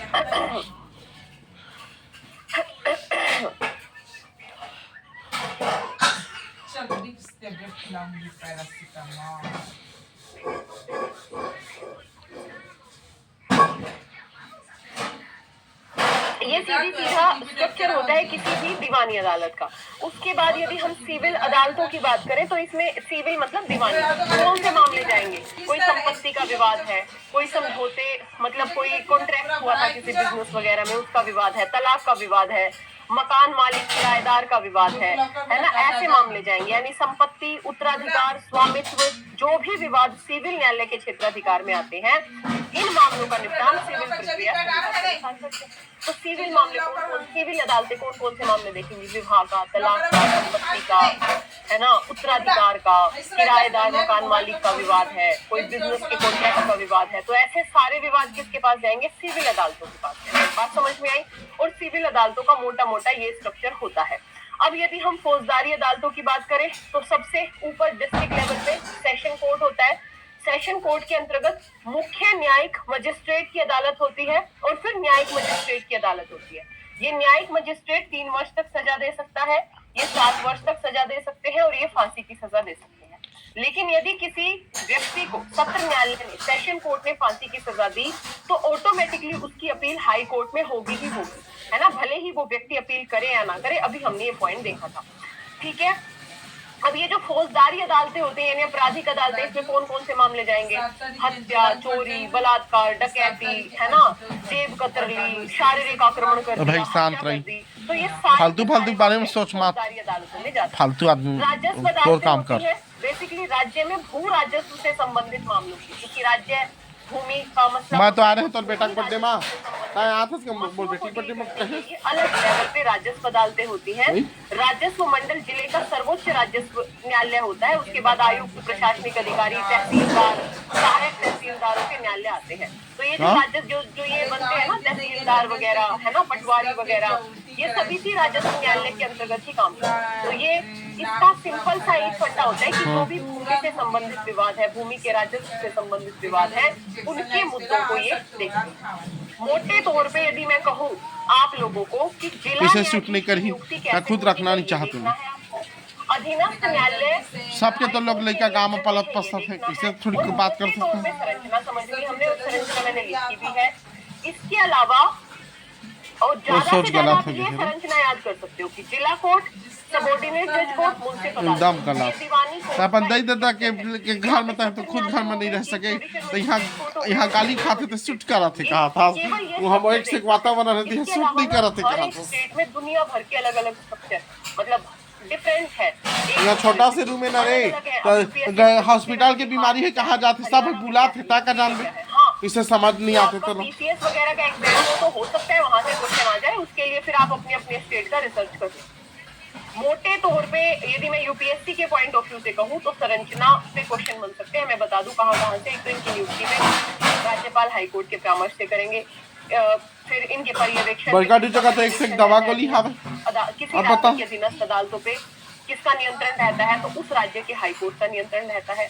तीसरा क्वेश्चन यहाँ से पूछा जा सकता है कि दे देगा कि किसी भी राज्य में दीवानी मामलों की सुनवाई सत्र न्यायालय द्वारा होती है ना, और फौजदारी मामलों की सुनवाई जिला न्यायालय द्वारा होती है। इस तरीके के बेसिक कंसेप्ट पूछे जा सकते हैं, है ना। इसके अलावा फिर अलग अलग छोटी छोटी अदालतें होती हैं, ऐसे स्ट्रक्चर भी बना रखे हैं कि जो बेसिकली छोटी छोटी संरचना के आधार पे फिर अलग अलग राज्य की अलग अलग संरचनाएं। इससे ज्यादा आपको याद नहीं है। बता दो आवाज आ रही है काफी देर से, किसी बच्चे का कोई कमेंट नहीं आया, समझ में आ गया। उसके बाद मैं आऊंगी विवाद।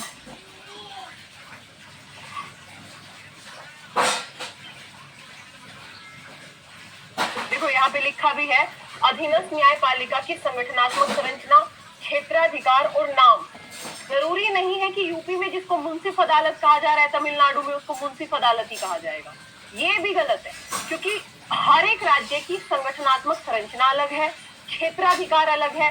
कहीं पे थोड़ी ज्यादा सीमा है, कहीं पे उससे कम सीमा है, कहीं पे और ज्यादा सीमा है ना। तो क्षेत्राधिकार भी अलग है और नामांकन ये राज्यों द्वारा निर्धारित किए जाते हैं, इसलिए अलग अलग राज्यों में ये भिन्न भिन्न होते हैं। लेकिन अधीनस्थ स्तर पर 3 प्रकार की अदालतों को हम सामान्य स्तर पे देख सकते हैं। दीवानी जो दीवानी मामलों को देखेगी, फौजदारी जो आपराधिक मामलों को देखेगी, और राजस्व अदालतें जो संबंधित भूमि कर से संबंधित विवादों को, भूमि से संबंधित जो मुद्दे हैं उनको डील करती है। तो ये 3 स्ट्रक्चर हो गए। तो यहाँ पे बस ये 3-4 चीजें याद रखनी है। बता दो, समझ में आ गया। इनको शपथ कौन दिलाता है? इनको शपथ कौन दिलाएंगे? राज्यपाल ही दिलाएंगे, नियुक्त कर रहे हैं तो, है ना। देख लेना, आई थिंक राज्यपाल ही दिलाते होंगे, कोई नहीं पूछता इनको शपथ। ज्यादा से ज्यादा सुप्रीम कोर्ट और हाई कोर्ट के लेके वो रहता है, थोड़ा कंफ्यूजन रहता है, ठीक है। और इनके रूल्स हो सकता है अलग अलग राज्य में अलग अलग हो।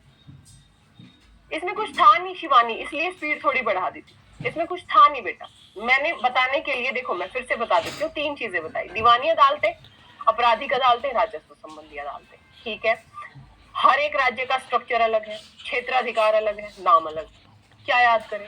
मोटे मोटे तौर पे समझ ली भाई। जो फौजदारी अदालत है, हमने 3 स्ट्रक्चर देख लिए, दीवानी अदालतों के 3 स्ट्रक्चर देख लिए। तो समझ आते हैं कौन करते हैं? तो राज्यपाल करते हैं, हाईकोर्ट के परामर्श। इनकी योग्यताएं क्या है? तो 3 योग्यताएं मैंने अलग से बता दी। इसके अलावा और कुछ नहीं पढ़ना अब इनमें, अधीनस्थ अदालतों में, ठीक है, ठीक है, ध्यान रखना। अब हम देखेंगे ये वाला पॉइंट। देखो इस बार यदि आप मेंस का क्वेश्चन पेपर देखा है 2000, ध्यान से सुना तो अभी चुपचाप नहीं। तो सीधा क्वेश्चन पूछा है, बोला गड़ी थी सुहादी थी, कुछ नहीं सुहा।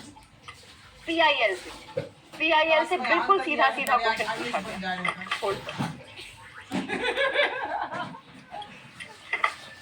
ऐसी कोचिंग ना फालतू करे हैं राजू, 20,000 ना फालतू बेचोगे।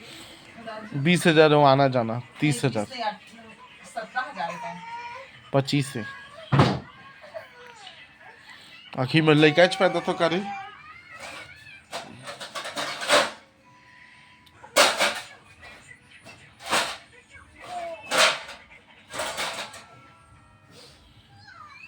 मोर बल्दी छोटू हो करे कि ताज मधु नहीं फंसे। नहीं कुसिया तो कुसी नहीं चाहे मधु जा रहा है चाहे पानी गरम कर देते बे छोटी कहाँ लगा थे रे बे छोटी पानी चालू कर मैं दे ये बोल रही थी कि किसी बच्चे ने चालू पूछा कर, कि यहाँ इनका खोल दे तो। मैक्सिमम एज क्या है, तो मैक्सिमम उठी मत करना रे। क्राइटेरिया नहीं होता होगा, कुछ हवा थोड़ी तिला दे क्राइटेरिया होता होगा, तो इसलिए नहीं दिया है। पूरा है मच्छरदानी चिरागे तो किसे काम करत हस्ता ओइती बतो है तो राख फूट गई का ना पूरे देश के हवा लिए। घर में आही सुख अगर आही बिल्कुल पूरा ठंडी लगा दे खाएंगे हवा नहीं फिर आती हमारी घर द्वार मजबूरी में तो होती कि हमें सब कुछ पढ़ना पड़ता, क्योंकि भाई सेम स्ट्रक्चर है और कहीं से भी क्वेश्चन पूछा जा सकता है। अब यूपीएससी इतना समझती है कि बच्चे अलग अलग स्टेट के अधीनस्थ न्यायालयों के स्ट्रक्चर को नहीं समझ सकते, इसलिए बस इतना पढ़ा दिया, दैट्स इट, इससे ज्यादा नहीं। अब आपको भी, और हाँ ये भाई छोटी आ तो कह रही थी मैम क्या क्या लिखना है वो भी बता दो, आई? तो मैंने लिखा हुआ है, ए बे छोटी आना लिखा हुआ है यहाँ पे मंदिर साइड चिका लाल के दे है ना, करा हाई पानी का कोर्ट, मस्त अन्य अधीनस्थ मनाई खा न्यायालय, मस्त शाम यहाँ पे 223 में कौन नियुक्ति करेंगे, और लाल का हॉस्पिटल में जाई जगल चिल्ला यहाँ पे जो अन्य अब न्यायाधीशों शर्म की नहीं आई तो करेंगे, शर्म फिर नहीं आई अधीनस्थ न्यायालयों का स्ट्रक्चर लिखा रखा है। छोकरी जा इतना चीर मैंने दिस लिखा हुआ मच्छरदानी है, ले इतना ही लिख लोगे, that's it, इसके अलावा नहीं। और उसके अलावा ये चीज लिख सकते अरे हो कि खुद हर एक सुखा थे राज्य रे के क्षेत्राधिकारी ठंडी ये में वाला point, ठीक है, यहाँ पे मैं स्टार बनाऊँ माझे थोड़ी धोख कि करनी हर एक राज्य के अलग अलग है मानवीय क्षेत्राधिकार किससे संगठन नहीं? वगैरह, तो काची ये सारी चीजें ये छिलका वाला रे ठीक है। काची? चलो अब आते हैं क्वेश्चंस पे। देखो इस बार ना जुडिशरी से 2 क्वेश्चन तो बिल्कुल प्रत्यक्ष तौर पे दिखे। एक तो जनहित याचिका वाला क्वेश्चन पूछा है इस बार 2024 में, और जो क्वेश्चन मैंने कल डिस्कस कराया सेम क्वेश्चन पूछा है। कोइंसिडेंस मैंने आज, क्योंकि मैं टाइम टू टाइम प्रिपेयर करती हूँ क्वेश्चन को, 3 क्वेश्चन करवा रही हूँ आप लोगों को, तो मैंने 6 क्वेश्चन करवाए। 3 क्वेश्चन में जब मैं आज देखने लगी तो सीधा सुखान क्वेश्चन पूछा है जनहित याचिका के जो भारत में बढ़ने के क्या कारण हैं, और क्या जनहित याचिकाओं ने भारत की न्यायपालिका को विश्व की सबसे मजबूत अदालत बना दिया है। इतना इजी क्वेश्चन है, आप देखना। मैं अभी परसों मंडे को ये सुबह 11 बजे जो रिकॉर्डेड क्लास आती है उसमें डिस्कस कराऊंगी इस क्वेश्चन। तो एक क्वेश्चन तो ये पूछा इस बार, और एक क्वेश्चन पूछा एडीआर पे। अगर आपने देखा है, मैंने फर्स्ट क्लास में डिस्कस भी करवा दिया है वो क्वेश्चन। लोक अदालतों और जो पंचायत है, आर्बिट्रेशन है, उनमें क्या क्या अंतर है, और ये एडीआर से रिलेटेड वो क्वेश्चन था, ठीक है। तो उसको अभी हम समझने वाले हैं, ठीक है, ध्यान रखो। अब हम समझेंगे कि ये क्या होते हैं, एडीआर क्या होते हैं, यानी वैकल्पिक विवाद समाधान क्या होते हैं, ठीक है।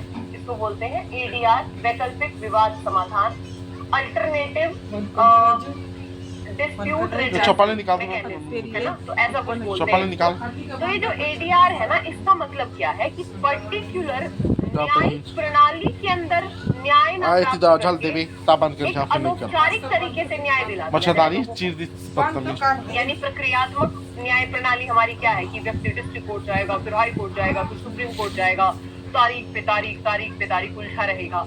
ऐसे में हम इस न्यायिक प्रणाली के बाहर कुछ ऐसी संरचना गढ़ दें, है ना, जिस संरचना के माध्यम से चालू करना है ना व्यक्ति आसानी से दो न्याय चप्पल निकाल दो ना प्राप्त- इसे ही बोलते तो निकाल तो बहुत पिरा थे रे समाधान। धरे मुते रहा अब अल्टरनेटिव मतलब नहीं करा क्या है? बात, ठीक, न्यायपालिका चलो। का अल्टरनेट दे चूस दिया लोगों भागे को। जगह अब लोगों के दे पास बिस्कुट ले तो option है। निकाल दे दिखाई यदि किसी के पास बहुत ज्यादा पैसे हैं, किसी के पास बहुत ज्यादा ईगो है, काला किसी के पास निकाल बहुत के ज्यादा समय है, तो जाओ न्यायपालिका में। नहीं बंद कर और यदि कोई व्यक्ति वास्तव चलान में दे। समझौता सही करना कहा चाहता है, तुमने। सुलझाना चाहता है किसी भी विवाद को, तो वो इस तरीके जी, के चला। एडीआर तंत्र के माध्यम से अपने मामलों को सुलझा सकता है। निकाल ले रे हम ये कह सकते हैं कि पारंपरिक न्यायिक कार्यवाही के बाहर, पारंपरिक दी न्यायिक जलकन। कार्यवाही यानी जो हमारी पारंपरिक न्यायपालिका है, उसके बाहर मध्यस्थता के माध्यम से, है ना, तो चालू कर दी वार्ता था के माध्यम से, गर्मी लगता था सुलह बंद के कर माध्यम ठंडी से लगती चालू कर मामलों तो का तोरे समाधान लगता करने चाल की फंसता प्रक्रिया को ही हम याद कर ADR बोलते हैं। तो ध्यान निकाल गर्मी लगी ठंडी कर इसमें ठंडी बहुत लगी सारे चालू कर तरीके आते हैं, चालू जैसे निकलिस की लोक नहीं अदालतें एडीआर का एक हिस्सा है, ग्राम न्यायालय एडीआर का एक हिस्सा निकलिस है, की नहीं रे? पारिवारिक अदालतें इसका एक हाँ? हिस्सा है। और इस बार जो क्वेश्चन आया आर्बिट्रेशन, काबा बंद करिए बिचारी चालू कर मैकेनिज्म है, मध्यस्थता न्यायालय भी इसका एक तरीका तुमन के का? है ना। तो वो मध्यस्थता न्यायालय क्या होते हैं, सुन लो, मध्यस्थता न्यायालय क्या होते हैं, लोक अदालतें क्या होती हैं। मैंने डिटेल में आप देखना स्टडी IQ IAS हिंदी पे जो मेरी फर्स्ट क्लास है पिछले सालों के क्वेश्चन वाली, उसमें एक क्वेश्चन मैंने डिस्कस कराया है। तो वो क्वेश्चन आप सुन के इसी के साथ नोट्स अगर बना सकते हो तो आपका एक पूरा का पूरा टॉपिक तैयार हो जाएगा। हालांकि लोक अदालतें में अभी आपको अलग से कराऊंगी, लेकिन मध्यस्थता अदालतें मैंने वहां पे करवाया हुआ है, दोनों में डिफरेंस बताए हुए हैं। एनीवे, जब फेंका तो देसी थाल उठा कर छू देते, पारंपरिक न्यायिक प्रणाली के बाहर मध्यस्थता के सीधा उठा के छू देना, माध्यम से, वार्ता के माध्यम से जो भी कुछ मुद्दे नहीं हैं, जो भी विवाद है, उनका समाधान करने की प्रक्रिया को ही हम एडीआर कहते हैं, यानी वैकल्पिक विवाद समाधान तंत्र के नाम से जानते हैं। तब ठंडी लगा के तौर तो पे हमारे किसी नहीं लगा, अब चालू कर दादा, गर्मी आ गई। लोक अदालतें बना दी, ग्राम अदालतें बना दी, पारिवारिक अदालतें, फैमिली कोर्ट नाम सुना होगा आप लोगों ने। तो ये सारी अदालतें हमने बना रखी हैं। हम अलग अलग तरीके से इन अदालतों को भी पढ़ने वाले हैं। मैम, नईशा द्वारा कानूनी मान्यता मिला है, क्या बोल रहे हो मैम? मेरे तो लो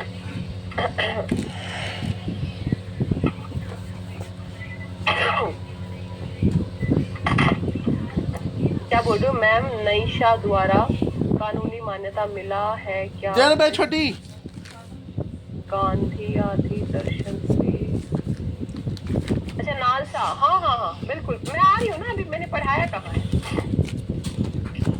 एडीआर खत्म थोड़ी ना कर दिया, अभी तो मैंने सिर्फ डिफाइन किया है, उसकी डेफिनेशन दी है। अब देखो, अगर एडीआर लागू होता है, मतलब अगर एडीआर पे जाएं लोग, तो क्या क्या लाभ हो सकते हैं, एक बार फटाफट देख लो। एडीआर का आधार समझ में आ गया। अब यदि हम देखें इसके क्या क्या लाभ है, तो समय और लागत बचेगी लोगों की। भाई पता है कि न्यायालयों में इतने 5 करोड़ से अधिक मामले लंबित है, तो वहां पे समय ज्यादा लगता है, पैसे ज्यादा लगते हैं, वकीलों को बहुत पैसे, ऐसे लगता है दूर से न्याय है ना, कभी जरूरत ना पड़े न्यायालय में जाने की। किस्मत वाले होते हैं वो लोग जिनको कभी न्यायालय में जाने की जरूरत नहीं पड़ती। ऑनेस्टली बता रही हूँ, मतलब वकील ना, हाई कोर्ट के वकील एकदम 5 लाख, किसी की 10 लाख फीस है। सुप्रीम कोर्ट तो भूल जाओ, जिसके पास 10-15 लाख है उसी को न्याय मिलेगा, और वो बारी बारी से लेते हैं, एक बेल के ले लेते हैं 10-10 लाख, 15-15 लाख। तो ऐसे में यदि व्यक्ति एडीआर का रुख करता है ना, विवादों के समाधान के लिए, तो उसका समय बचेगा, उसकी लागत बचेगी। दूसरा, परिणाम पर अधिक नियंत्रण, यानी कि यहाँ पे व्यक्ति समझौता यदि करना चाहता है तो तीव्रता से वकील में 15 लाख ले रहे थे बेल के लिए, यानी परिणाम उन्मुख होता है, यानी जल्दी से परिणाम मिल सकता है किसी भी व्यक्ति को। और गोपनीयता, वकील जो व्यक्ति महीना में 50 लाख कमाते हैं, करने के उद्देश्य से वकील हम एक दिन में 50 लाख, 50 करोड़।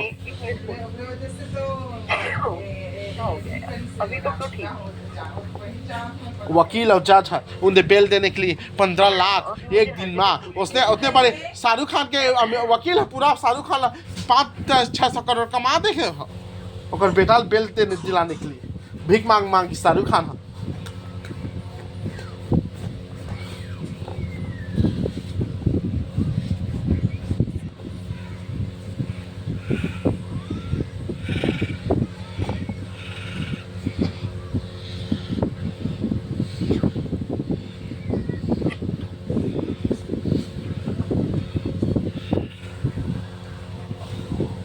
हेलो हेलो, चलो, समय और लागत बचेगी, परिणाम पर अधिक नियंत्रण होगा, व्यक्ति की निजता और गोपनीयता का ध्यान रखा जा सकेगा, क्योंकि दोनों की सहमति से मामले जाते हैं और सामान्य तौर पे निजता और गोपनीयता का ध्यान रखा जाता है। लचीलापन है इसमें, व्यक्ति अपने हिसाब से एक तरीके से वकीलों से या फिर जज से जो भी इसके निर्णय वो होते हैं, मैं अभी लोक अदालतों में बताऊंगी, उनसे प्रत्यक्ष इनका संवाद भी हो सकता है।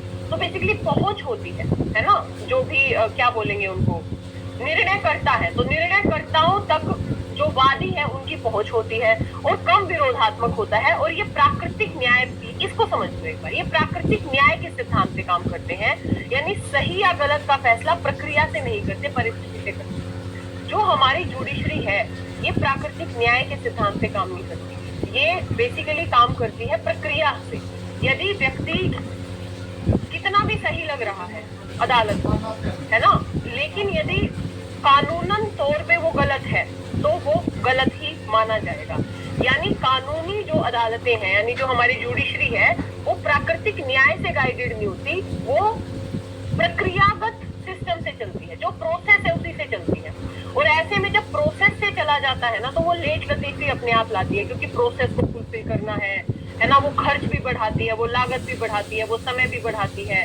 लेकिन ये जो जितने भी एडीआर तंत्र है, चाहे वो लोक अदालतें हो, चाहे पारिवारिक अदालतें हो, चाहे ग्राम अदालतें हो, इस तरीके के जितने भी एडीआर के तंत्र हैं, ये प्राकृतिक न्याय के सिद्धांत पे काम करते हैं। यानी ये प्रक्रियाओं से बंधे हुए नहीं होते, बल्कि परिस्थिति के अनुसार ये डिसीजन लेते हैं। ठीक है, तो ये हो गए इसके कुछ लाभ।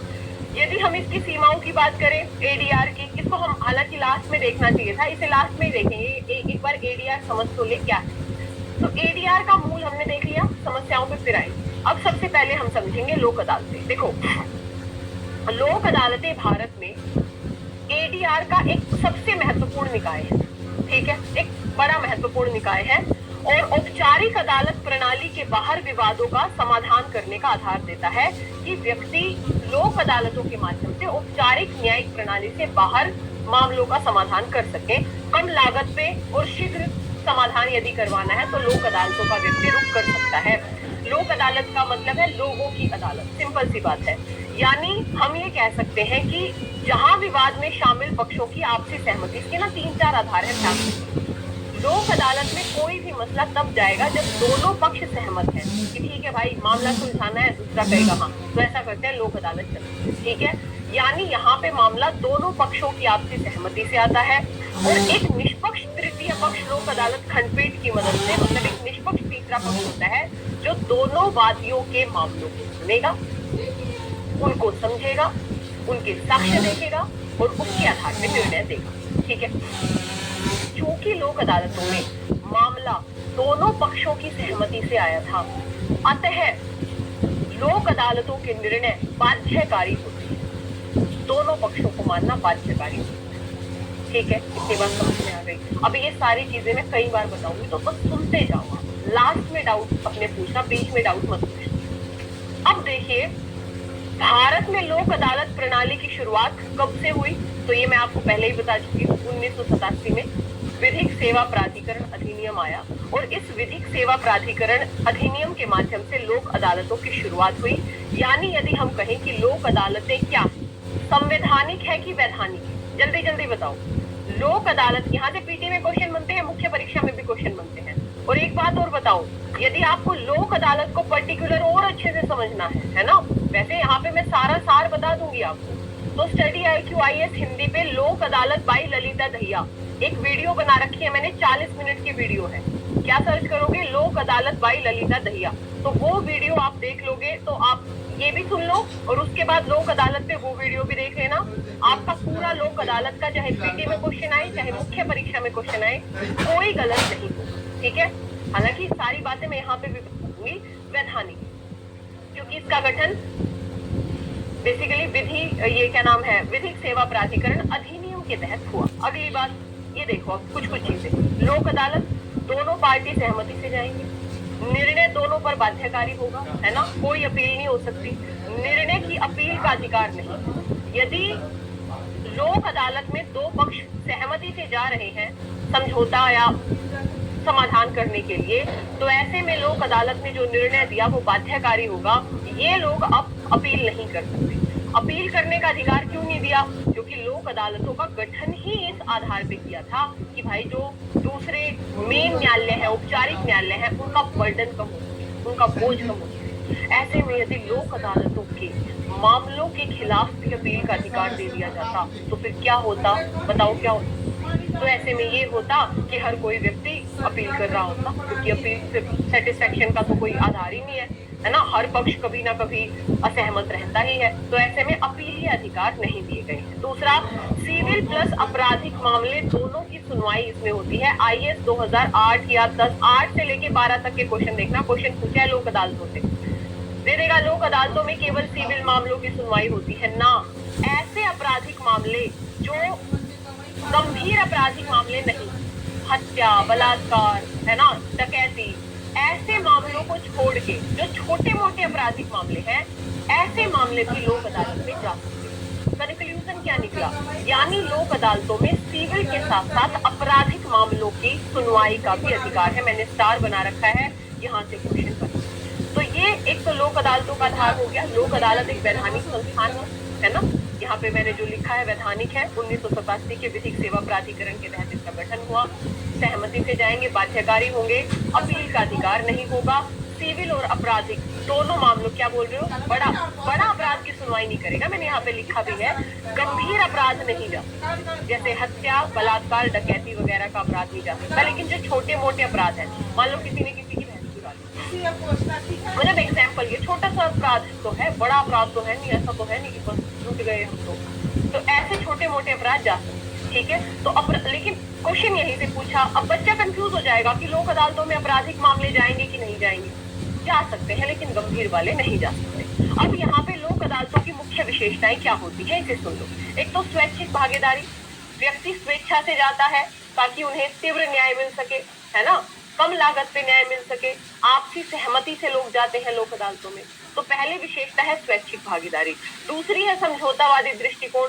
लोक अदालतों का सीधा सा टारगेट होता है कि दो पक्ष आए हैं, दोनों पक्षों की सुननी है, समझौता करवा देना है, दैट्स इट। तो समझौतावादी दृष्टिकोण पे काम करते हैं, शीघ्र समाधान पे काम करते हैं, है ना, बहुत ज्यादा खींचते नहीं है मामले को, तो शीघ्र समाधान इनकी एक विशेषता है। कम लागत, कोई फीस वगैरह का कोई बहुत बड़ी बाध्यता नहीं होती, जैसे नॉर्मल जो औपचारिक कोर्स होती है, तो कम लागत पे। बाध्यकारी और अंतिम निर्णय, मैं बता चुकी हूँ कि इनके फैसलों के खिलाफ अपील नहीं होगी। और विस्तृत क्षेत्राधिकार यानी दीवानी मामलों के साथ साथ जो कम गंभीर आपराधिक मामले हैं, उनकी सुनवाई भी लोक अदालतों में की जा सकती है। यहाँ तक मुझे बताओ, मैं आपसे पूछूं, एक तो वैकल्पिक विवाद समाधान क्या है, डेफिनेशन लिख रखी है, इसके एग्जाम्पल लिख रखे हैं, बता दोगे। उसके बाद लाभ वाप पे बाद में आएंगे। उसके बाद लोक अदालतें क्या है, यानी एक वैकल्पिक समाधान, विवाद का मतलब विवाद समाधान का एक निकाय है। औपचारिक अदालत प्रणाली से बाहर विवादों का समझौता आधारित समाधान कराना के लिए इनको गठित किया गया है, वैधानिक है, इस अधिनियम के तहत गठित है। और ये लोक अदालतों की कुछ विशेषताएं बता दो, ठीक है। लोक अदालतों की मुख्य विशेषताएं हैं कि ये स्वैच्छिक भागीदारी को प्रमोट करती हैं, समझौतावादी दृष्टिकोण है, कम लागत है, तीव्र न्याय है, बाध्यकारी निर्णय है और विस्तृत क्षेत्राधिकार है, यानी दीवानी के साथ साथ जो कम गंभीर आपराधिक मामले हैं उनको भी सुनती है। मैम नेचुरल जस्टिस फॉलो करती है, अभी और भी बातें आएंगी इसमें, बिल्कुल सही बात है, नेचुरल जस्टिस फॉलो करती है। जुडिशरी नेचर जस्टिस में दो छोरी होती है, फेयर हायरिंग एंड बिजनेस, ये उतना बेटा लॉ वगैरह में जाने की जरूरत नहीं है। यूपी मतलब अगर आपको जुडिशरी का एग्जाम देना है तो फिर इतना अंदर लॉ में तो अनगिनत बातें होती है, पता नहीं कौन कौन से सिद्धांत काम करते हैं। हमें हर एक सिद्धांत नहीं पढ़ना, क्योंकि हमें यूपीएससी देना है, जुडिशरी देना है तो फिर हाँ आप बहुत अंदर पता नहीं क्या क्या होता है सब पढ़ लो, लेकिन यूपीएससी के लिए ये बेसिक फंडे है, दैट्स इट। एक बार पढ़ो, एक ही मुद्दे को हो जाएगा, बिल्कुल बनता है मेंस का क्वेश्चन, ठीक है। मैम फर्स्ट लोक अदालत, अब फर्स्ट लोक अदालत कहाँ गई थी, गूगल कर लेना, ये फैक्चुअल डेटा मत पूछा करो। अब आते हैं विधिक सेवा प्राधिकरण अधिनियम 1987। देखो आर्टिकल 39A हम सबने पढ़ा है। आर्टिकल 39A का उद्देश्य क्या था, निःशुल्क विधिक सहायता, यानी ऐसे गरीब लोग, पिछड़े लोग, वंचित लोग, असक्षम लोग जो सक्षम नहीं है न्याय प्राप्त करने में, लेकिन न्याय तो उनको भी मिलना चाहिए, उनके लिए आर्टिकल 39A हमने जोड़ा 42वें संविधान संशोधन के द्वारा। और ये कहा कि भाई निःशुल्क विधिक सहायता की व्यवस्था करनी चाहिए, यानी नीति निर्देशक सिद्धांतों का एक उद्देश्य बनाया। और फाइनली हमने क्या किया, हमने इसी आर्टिकल 39A के क्रियान्वयन करने के लिए 1987 में विधिक सेवा प्राधिकरण अधिनियम हम लेके आए 1987 का। ये दो तीन चीजें हैं यहाँ पे।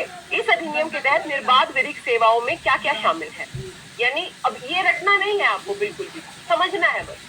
यानी निःशुल्क विधिक सेवा का मतलब क्या, मान लो मैं गरीब हूँ, है ना, और मेरे साथ, मैं अपना नहीं एग्जाम्पल लूंगी यार, क्यों अन्याय हो मेरे साथ, भगवान ना करे मतलब किसी के साथ कुछ अन्याय हो। मान लो कोई एक ऐसा व्यक्ति है असहाय, है ना, मान लो उसके साथ अन्याय हो गया, तो ऐसे में निःशुल्क विधिक सहायता में क्या क्या आएगा, क्या केवल वकील फ्री मिलेगा या कुछ और भी फ्री मिलेगा। अब कोर्ट में जाता है तो कोर्ट में कागज भी चाहिए, कागज जो पेजेस हैं उनके फोटो कॉपी भी चाहिए, इतनी बड़ी बड़ी फाइलें बनती हैं, व्यक्ति के इतने पैसे खर्च हो जाते हैं, तो क्या क्या निःशुल्क में आएगा, तो बस समझने के लिए समझ लो।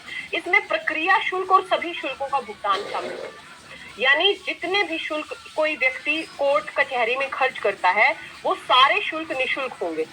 किन लोगों के लिए उसकी भी लिस्ट बताऊंगी मैं, होल्ड करो।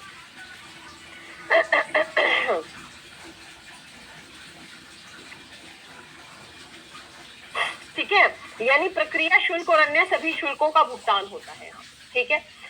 सारे के सारे शुल्क निशुल्क होते हैं। विधिक कार्यवाही में जो वकीलों की सेवाएं आएंगी वो भी निशुल्क होंगी। साथ ही जो भी दस्तावेजों की प्रमाणित जो प्रतियां प्राप्त करनी है वो भी निशुल्क होंगी। विधिक कार्यवाही में दस्तावेजों के मुद्रण, अनुवाद सहित अपील, मतलब कहने का अभिप्राय क्या है, निशुल्क विधिक सहायता के अंतर्गत फ्री वकील मिलेगा। प्रक्रिया में जितना भी पैसा खर्च हो रहा है, दस्तावेजों पे, फोटोकॉपी पे, है ना, किसी भी फीस पे, वो सारा का सारा निशुल्क होगा। ऐसे लोग जो असहाय हैं उनकी पूरी लिस्ट बना रखी है, अभी हम आएंगे उससे। तो ये तो हो गया कि भाई निशुल्क का मतलब क्या। तो निशुल्क में वकील भी और पूरी प्रक्रिया, है ना, प्रक्रिया शुल्क सहित सभी शुल्क का भुगतान इसमें शामिल होता है। यानी जो भी ये लिस्ट बना रखी है सरकार ने, और इस लिस्ट के अंतर्गत जो भी लोग आएंगे उनको निशुल्क मिलेगी ऐसी सहायता। अब विधिक सेवा प्राधिकरण अधिनियम के तहत हमने कई स्तर पे काम किया। एक एक पॉइंट पे क्वेश्चन बना हुआ है, इसलिए बिल्कुल कंसंट्रेशन यहाँ रखना। थोड़ा सा भी इधर उधर किया तो फिर गड़बड़ हो जाएगी। इसमें तो कुछ पढ़ाया ही नहीं मैंने, ये तो बिल्कुल जनरल नॉलेज के लिए है। यानी प्रक्रिया शुल्क सहित सारा शुल्क का भुगतान इस अधिनियम के तहत शामिल होता है। अब इस अधिनियम के तहत आप देखोगे अलग अलग सेवा प्राधिकरण गठित किए। एक तो नलसा बना, आपको जिक्र कर चुकी हूँ, राष्ट्रीय विधिक सेवा प्राधिकरण, राज्य विधिक सेवा प्राधिकरण राज्य स्तर पे काम करेगा, स्टेट लेवल पे। फिर डिस्ट्रिक्ट विधिक सेवा प्राधिकरण डिस्ट्रिक्ट लेवल पे काम करेगा। तालुक कानूनी सेवा समिति ये ब्लॉक लेवल पे काम करेगी, तालुक लेवल पे काम करेगी। फिर एक होती है सर्वोच्च न्यायालय की विधिक सेवा समिति और उच्च न्यायालय की विधिक सेवा समिति। ये 1, 2, 3, 4, 5, 6 ये 6 आधार है जिनके आधार पे लोक अदालतों का गठन, ठीक है। यानी निर्बाध विधिक सेवा प्रदान करने के लिए ये 6 स्ट्रक्चर बना रखे हैं। एक बार यूपीएससी में क्वेश्चन पूछा, अगर आप पिछले सालों के क्वेश्चन देखते हो कि लोक अदालतों के अंतर्गत किस किस को शामिल किया गया है, राष्ट्रीय विधिक सेवा प्राधिकरण को, तालुक विधिक सेवा समिति को, सुप्रीम कोर्ट विधिक सेवा समिति को और पंचायत की सेवा समिति को। तो पंचायतें कहीं दिख रही हैं, हाँ बड़ा यही है वो निशुल्क विधिक सहायता, ठीक है। तो पंचायतें दिख रही हैं नहीं। तो ये 6 आधार ध्यान रखिएगा कि विधिक सेवा प्राधिकरण योग्य जनता को निर्बाध विधिक सेवाएं प्रदान करते हैं। और इस अधिनियम ने विभिन्न स्तरों पर अलग अलग स्तर पे विधिक सेवा प्राधिकरणों का गठन किया। तो 6 आधार है, national level, state level, district level, block level. 4 तो ये हो गए, बिल्कुल आसानी से याद रखिए, ठीक है। राष्ट्रीय, राज्य, जिला और ब्लॉक, तालुक, ठीक है। और उसके बाद सुप्रीम कोर्ट के लेवल पे विधिक सेवा समितियां हैं और हाई कोर्ट के लेवल पे विधिक सेवा समितियां हैं। तो ये 6 आधार हैं जिनके आधार पे अलग अलग विधिक सेवा समितियां बनती है। अब विधिक सेवा प्राधिकरण अधिनियम के अंतर्गत कौन कौन व्यक्ति शामिल होगा, ये क्वेश्चन आई थिंक अभी पीटी में पूछा था, आई थिंक 2021 में या 22 में पूछा है। तो कौन कौन इसमें शामिल होंगे, महिलाएं और बच्चे शामिल होंगे। यानी महिलाओं और बच्चों का कोई मसला है तो आर्टिकल 39A नहीं, बेसिकली इस अधिनियम के तहत निशुल्क विधिक सहायता मिलेगी। SC ST के सदस्य हैं, औद्योगिक श्रमिकों का कोई मुद्दा है, सामूहिक आपदा हो गई, कहीं हिंसा आ गई, बाढ़ आ गई, सूखा, भूकंप, औद्योगिक आपदा से पीड़ित व्यक्ति, है ना, उनको भी निशुल्क विधिक सहायता मिलेगी। विकलांग व्यक्ति मतलब दिव्यांग व्यक्ति को भी, मानव तस्करी का कोई शिकार व्यक्ति है, भिखारी व्यक्ति है ना, तो बेसिकली उसको भी मिलेगी। ऐसे व्यक्ति जिनकी वार्षिक आय 1 लाख रुपए से अधिक नहीं है। उच्चतम न्यायालय मतलब ऐसे व्यक्ति जिनकी आय 1 लाख रुपए से अधिक नहीं है, तो ऐसे लोगों को भी निशुल्क विधिक सहायता मिलेगी। और उच्चतम न्यायालय की विधिक सेवा समिति में उन लोगों को निशुल्क सहायता मिलेगी जिनकी आय 1.25 लाख रुपए तक है। तो ये मोटी मोटी लिस्ट आपको पता होनी चाहिए। और इसमें कोई ऐसा नहीं है कि बहुत ही अजीब चीज दे दी, महिला, बच्चे, SC ST, दिव्यांग, मानव तस्करी के शिकार, सामूहिक आपदा के शिकार व्यक्ति, इन सबको निशुल्क विधिक सहायता मिलेगी। और साथ ही ऐसे व्यक्ति जिनकी वार्षिक आय 1 लाख रुपए से कम है। और सुप्रीम कोर्ट के मामले में ऐसे लोग जिनकी वार्षिक आय 1.25 लाख से कम है, तो ऐसे लोगों को निशुल्क विधिक सहायता दी जाएगी इस अधिनियम के तहत। बता दो भाई, फिर से बता दो, ADR क्या है, लोक अदालतें क्या है, लोक अदालतें वैधानिक है, लोक अदालतों की कुछ विशेषताएं, इसकी अन्य विशेषताएं, फिर हमने देखा विधिक सेवा प्राधिकरण अधिनियम हम लेके आए आर्टिकल 39 के उद्देश्य को पूरा करने के लिए। तो निःशुल्क सहायता में क्या क्या शामिल है, इसमें अगर याद भी रखना है तो बस इतना ध्यान रखिएगा कि प्रक्रिया शुल्क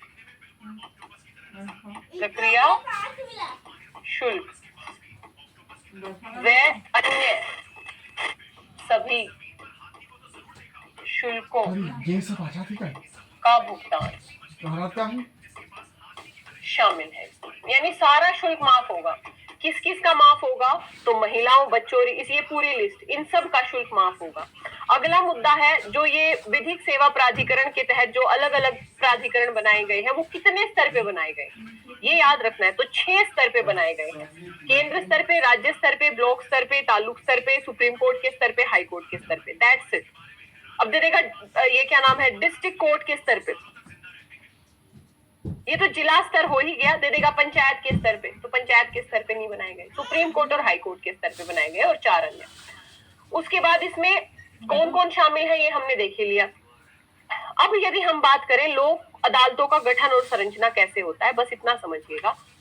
supreme court, high court, district court और तालुक समिति, इनको समय समय पर आवश्यकता के अनुसार अलग अलग स्थानों पर लोक अदालतों का गठन करने की शक्ति है। मान लो बहुत सारे मामले आए हाई कोर्ट में, ठीक है, कोई मामला आया हाई कोर्ट में जो समझौतावादी है और जाना चाहते हैं दोनों पक्ष की भाई हम समझौते के तरीके से अपना विवाद सुलझाना चाहते हैं, तो हाई कोर्ट उस मसले पे लोक अदालत का गठन कर सकती है। ठीक है, तो हाई कोर्ट क्या कर सकती है, उस पे लोक अदालत का गठन कर सकती है। ऐसे ही कोई मामला डिस्ट्रिक्ट कोर्ट के पास गया और ये कहा कि भाई समझौते के तरीके से हमें अपना मामला सुलझाना है, तो डिस्ट्रिक्ट कोर्ट क्या कर सकती है, तो डिस्ट्रिक्ट कोर्ट लोक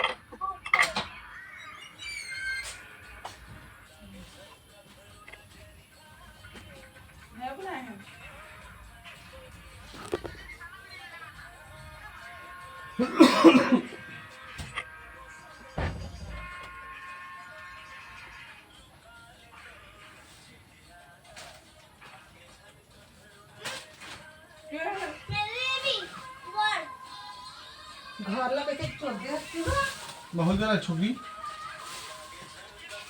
देना रे पालिश रे महल देना रे ये चटकाट महल देना बड़ी बराबर में सब चिकन निकले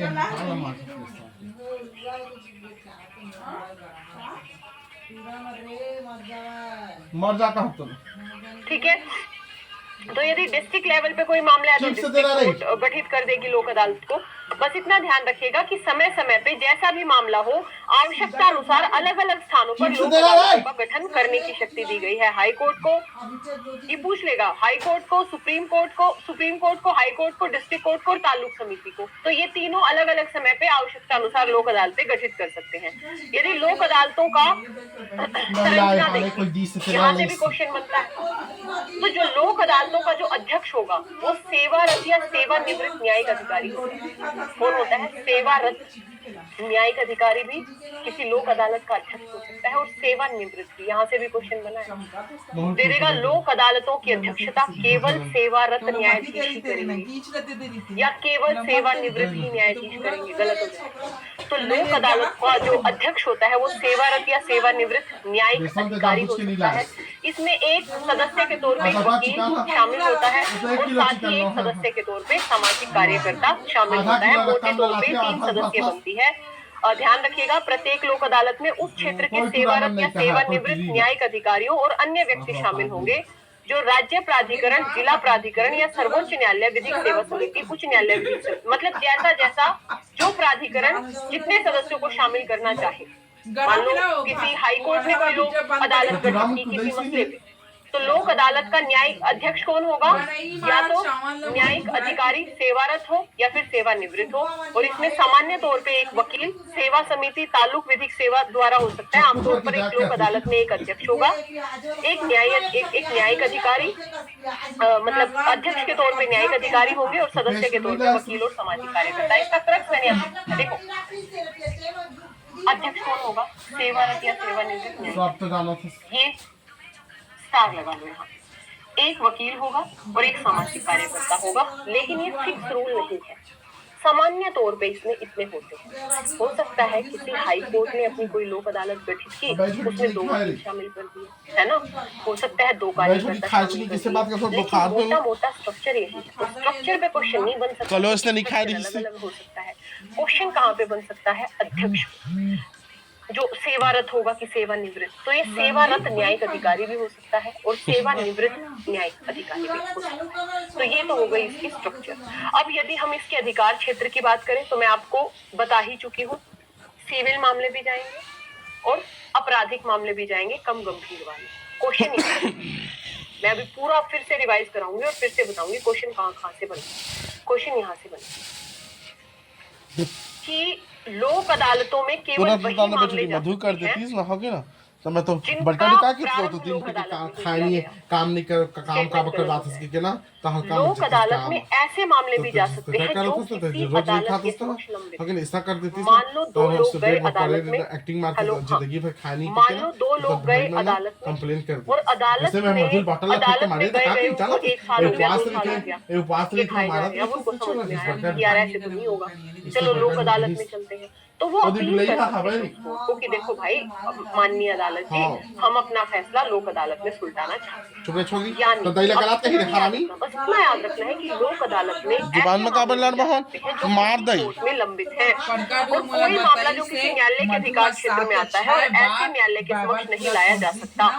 मतलब लोक अदालत न केवल अदालत के समक्ष लंबित मामले पूर्व मुकदमेबाजी चरण के विवादों का भी समाधान, यानी केवल ऐसे मामले की लोक अदालत नहीं देखेगी जो प्रारंभिक तौर पे लोक अदालत के पास है। कोई 6 बार नहीं पढ़ी। न्यायालय में जो मामले चल रहे हैं ऐसे मामले भी लोक अदालतों को ट्रांसफर हो सकते हैं, यानी जो किसी अदालत में लंबित हैं ऐसे मामले जो किसी भी न्यायालय में नहीं है, अर्थात जिन मामलों की शुरुआत की, तो दोनों तरीके के मामले लोक अदालत में सुलझाए जा सकते हैं। ये वाला पॉइंट समझ में आई? बताओ, ये वाला पॉइंट समझ में आया? यानी ऐसे मामले जिनकी शुरुआत लोक अदालतों में हुई है ये ऐसे मामले सुनेंगे, और साथ ही ऐसे मामले जो अलग अलग न्यायालयों में लंबित हैं ऐसे लंबित मामलों को सुनने का अधिकार भी लोक अदालतों के पास है। तो दोनों चीजें, एक पॉइंट वेरी इंपॉर्टेंट। अब देखो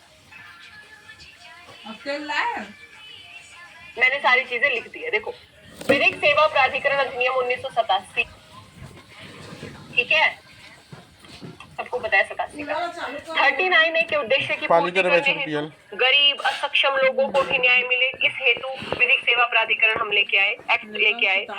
योग्यता तय है कि किस किस को सेवा मिलेगी, लिस्ट पीछे लिखी है, यानी जरूरी नहीं है अंबानी कहने लगे मुझे भी निःशुल्क विधिक सहायता चाहिए, तो नहीं, योग्यता तय है कि किस किस को फ्री निःशुल्क विधिक सहायता मिलेगी बेसिकली।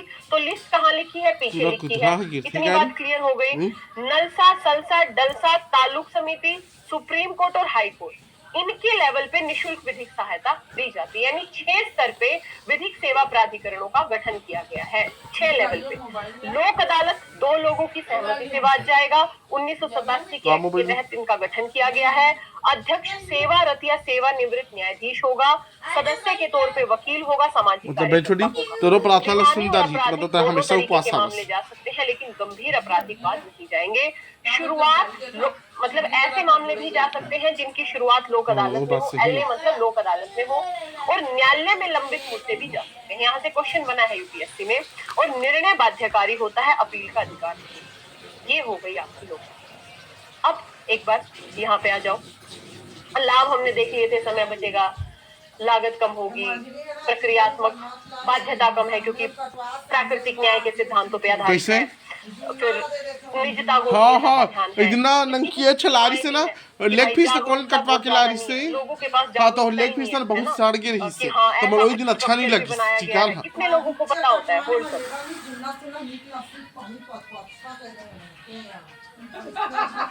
कितने लोगों को पता होता है? तो लोगों को बेसिकली पता ही नहीं होता, तो जागरूकता नहीं है। उसके बाद एडीआर का सीमित दायरा भी सीमित है क्योंकि इसमें आप लिमिटेड मामले ही लेके जा सकते हो, बड़े बड़े मामले इसमें जा नहीं सकते। फिर प्रवर्तनीयता का अभाव, प्रवर्तनीयता का मतलब होता है लागू कराने की, बिल्ली तोरे जगह की ऊपर में चढ़े है रे, तो लागू कराने के लिए बहुत बड़े स्ट्रक्चर का अभाव है यहाँ पे। पक्षपात और तटस्थता का भाव कई बार देखने को मिलता है कि दो पार्टियों में मुझे से देखा एक आज आहे हा काही तफो लेट लगा है तो यहाँ पे का कोई गोट छाते भी बैठ सकता छोटी है। छोटी तो एक व्यक्ति का फेवर कर सकता है फिर इस आधार पे। तो पक्षपात और तटस्थता का मुद्दा तो हर जगह रहता ही है।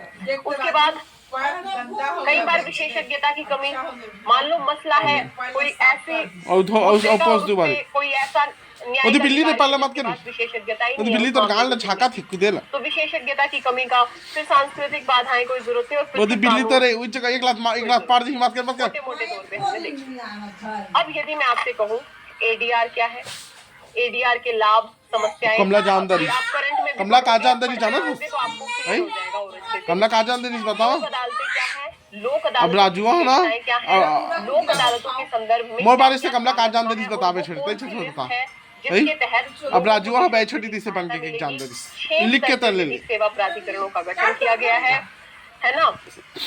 और बाकी जो चीजें मैंने यहाँ पे लिखवाई इसके निर्णय बाध्यकारी होते हैं, अपील नहीं की जा सकती, दोनों लोगों के सहमति से कोई भी मुद्दा यहाँ पे जाएगा, ठीक है। और उसके बाद इसके अध्यक्ष की नियुक्ति, तो 3-4 पॉइंट है, सेवारत या सेवानिवृत्त कोई भी हो सकता है। इसमें ऐसे मामले भी जा सकते हैं जिनकी शुरुआत इसमें क्या है यार इसकी बीड़ी क्या पढ़ा रही मैं लोक अदालतों में हुई हो, या ऐसे मामले भी जा सकते हैं जो न्यायालय में लंबित है, बीच में फंस जाएगा। बैठ छोटी तो पे है ज्यादा मत खोल भी तो मैंने सिर्फ नोट कर लेना, आप जहाँ पे लिख रहे हो स्टडी IQ IAS अपना ही YouTube चैनल है, उस पे आप खाली सर्च करोगे लोक अदालत बाई ललिता दहिया, तो लोक अदालत बाई ललिता दहिया सर्च करोगे, वहाँ मैंने लोक अदालत को और बेहतर तरीके से वहाँ पे मतलब ये सारे फैक्ट तो वहाँ पे भी बता रखे हैं, लेकिन थोड़ा इसकी सीमाएं, इसके तहत कितने वाद है, तो थोड़ा कुछ फैक्चुअल डेटा वगैरह, ठीक है। मैम अपील ना कर पाना सीमा होगी, नहीं काबा में पीछे से पीछे अच्छी चीज है, हालांकि सीमा में लिखने के लिए लिख सकते हो, है ना। गलत का क्योंकि उनका काम कैसे चलेगा, बिल्कुल सही बात है। सबसे मतलब अब हो सकता है हमारी क्लास में कोई वकील हो, लेकिन मुझे व्यक्तिगत तौर पे लगता है किलो काबल आता से सत्यनिष्ठा जरूरी है वकील के पेशे में, सत्यनिष्ठा और निष्पक्षता। 2 किलो लाकर खाता हम खा, लेकिन सत्यनिष्ठा और मतलब इतनी ही निष्पक्षता और सत्यनिष्ठा और ईमानदारी से अगर काम करेंगे तो मच्छरदानी लोग कौन थो ही रे भाई, कोई व्यक्ति ऐसे गया तो लगा चीलते हैं तो इतना दिमाग खराब कर देते हैं उस व्यक्ति का, ये मन चीलते हैं आदमी डाकू कैसे में नहीं फंसेगा, इसको ऐसा फंसाएंगे देख देखो इतने पैसे दिलवाऊंगा मैं, तमाशा देखता रहे। अब वो बेचारा भोला भाला आदमी गया, वकीलों ने लालच दे दिया, चल फंस गया जंजाल में कोर्ट के। 4-5 साल थक हार के उसे समझ में आया कि भाई ये तो कुछ था ही नहीं, ठीक है, मतलब कुछ होगा ही नहीं ऐसे। तो ये हो गई लोक अदालतें। अब एक बार फटाफट पारिवारिक न्यायालय, पारिवारिक अदालतें समझ लो, पारिवारिक अदालतें, हाँ पारिवारिक फैमिली कोर्ट। तो इसमें 3-4 चीजें याद रखनी है।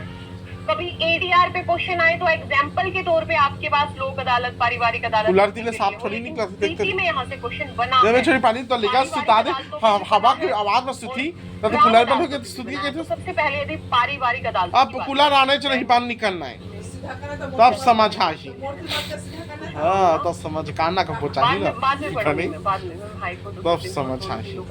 तो कूलर पानी रहे ना तो मजा नहीं आया, सही बात कोर्ट भी कर सकते हैं, ना ताल्लुक तब समझ आई। तो ठीक है सर आप ऐसे नहीं बोला थोपड़ा बिगाड़े तो बना के देबे तो न्यायालय अधिनियम 1984 के तहत मुरेज ले बिगाड़े पैसे मुरेज ओखा नाक कटा जा रही थी विवादों का काहे समाधान मोई रहे करने की बिगाड़ी दृष्टि से परिवार बन न्यायालयों का बुद्धू गठन नहीं किया गया। कौन करता है तो राज्य सरकार हाई कोर्ट के परामर्श पर करता है। कौन करता है? राज्य वो करबे नहीं करे। हाँ परिवार न्यायालयों का गठन वो कर लिख के ले लो करबे नहीं हाई करे कोर्ट के परामर्श पे, गलत हो जाएगा। वो बुधवाई नहीं बनी तब तक कराएंगे राज्य सरकार करती है। तो एक पीटी का फैक्ट बाद में पूरा लिखा ही हुआ है ना। दूसरा, ये कानूनी है, संवैधानिक नहीं है। देगा परिवार न्यायालयों का गठन संविधान के तहत किया गया है, नहीं, कानून। एक हमने अधिनियम लेके आए, परिवार न्यायालय अधिनियम 1984, और परिवार न्यायालय अधिनियम 1984 के तहत पारिवारिक न्यायालयों का गठन हमने किया। पारिवारिक अदालत का मतलब सीधा सा है फैमिली कोर्ट, विवाह के मुद्दे, तलाक के मुद्दे, गोद लेने के मुद्दे, बच्चे की कस्टडी के मुद्दे, ये सारे मुद्दे जो परिवार के संबंध में है ये सीधे फैमिली कोर्ट में जाएंगे। और फैमिली कोर्ट का गठन बेसिकली हाई कोर्ट के परामर्श पे राज्य सरकार द्वारा किया। अब अगला मुद्दा है शीघ्र समाधान है ना, कम लागत किसी न किसी माध्यम से थोड़ा बहुत कर दी। हाँ कहीं विशेषज्ञ इसमें शामिल होते हैं, तोला नौकर बना दी। और साथ ही ये प्राकृतिक न्याय के सिद्धांत पे काम करते हैं, यानी औपचारिक नियमों से बंधे हुए नहीं होते हैं। जवानी के परिस्थिति जन्य कहा जो की परिस्थितियां जवानी के नशा कहा उतरनी शक्ति होती है, यानी प्राकृतिक न्याय के सिद्धांत पे काम। महूमल अनफॉलो कर। अगला मुद्दा ये मैं आपको बता चुकी महू अनफॉलो कर। तलाक, गुजारा भत्ता, दिखा था कस्टडी, ऐसे सारे मुद्दे आप पारिवारिक कोर्ट के माध्यम से सुलझा सकते हैं। फॉलो कर। फिर ये तो एक अलग मुद्दा है कि इस तरीके की अदालतों में मनोवैज्ञानिक परामर्शदाताओं की बर्थडे में यही नहीं लिखी मोबाइल रहते हुए हके न मैं फॉलो करिए कहां होते हैं ना, तो उससे अब उसका सब मनोविज्ञान खत्म और ज्यादा कंसल्ट की जरूरत है, तो ऐसे में ये नहीं भी याद रखोगे तो चल जाएगा। अगला मुद्दा 1984 में के अधिनियम के तहत इसका गठन किया गया। 10 लाख से अधिक आबादी वाले जितने भी शहर मतलब मना नहीं करा तब इसके जो मला पसंद नहीं करा मैं भी पसंद नहीं करा, खेल खत्म। और तो दिल तोलता है जान। इसी कानून के तहत 1984 के कानून के तहत ये प्रावधान किया गया है कि 10 लाख से ज्यादा की जनसंख्या वाले शहरों के लिए फैमिली कोर्ट का गठन करना अनिवार्य है। पारिवारिक विवाद के ये क्या नाम है, पक्षकारों के बीच सुलह समझौता और अनौपचारिक वातावरण में समझौता कराया जाता है। जो भाई दे भाई नहीं भाई तेरे मन अनौपचारिक वातावरण होता है, कोई ये प्रक्रियागत नियमों से बंधे हुए नहीं होते। और एक इम्पोर्टेंट बात है कि इनके खिलाफ फैमिली कोर्ट के खिलाफ अपील होगी नहीं होगी, तो केवल एक अपील करने का अधिकार है हाई कोर्ट। फैमिली कोर्ट के खिलाफ सीधे अपील हाई कोर्ट में की जा सकती है। हाई कोर्ट के बाद फिर कोई कहे कि फैमिली कोर्ट के खिलाफ अपील की हाई कोर्ट में, हाई कोर्ट के खिलाफ सुप्रीम कोर्ट की जा सकती है कि नहीं, केवल एक अपील का अधिकार होता है। यार मेरी क्लास नहीं चल रही है क्या? महक बोल रही है मैम क्लास नहीं चल रही है, कोई और बच्चा बताएगा क्लास चल रही है क्या? अब तय जान बे छोटी तो जिंदगी तक हंसना चाहत हंसते चल रही है ना, चल रही है भाई, चल रही है।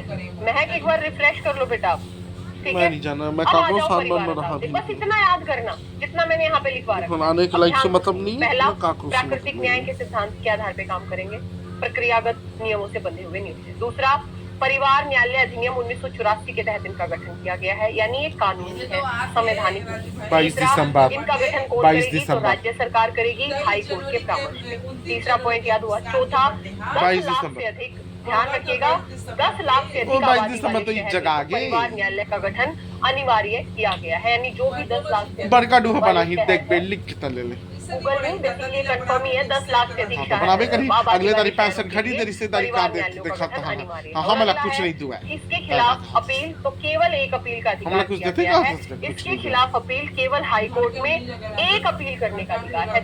अब यहाँ से क्वेश्चन कैसे बन सकते हैं? देखो, बड़का डूला गलती नहीं करे, लोक अदालतों और पारिवारिक अदालतों के शादी खिलाफ करके अपील गलती कर दी। स्टेटमेंट सही होगा कि गलत? बताओ फटाफट। तू नहीं मन के शादी करना नहीं चाहिए, बदतमीज फालतू बात मत कर, मैं पढ़ान दे। सही की गलत?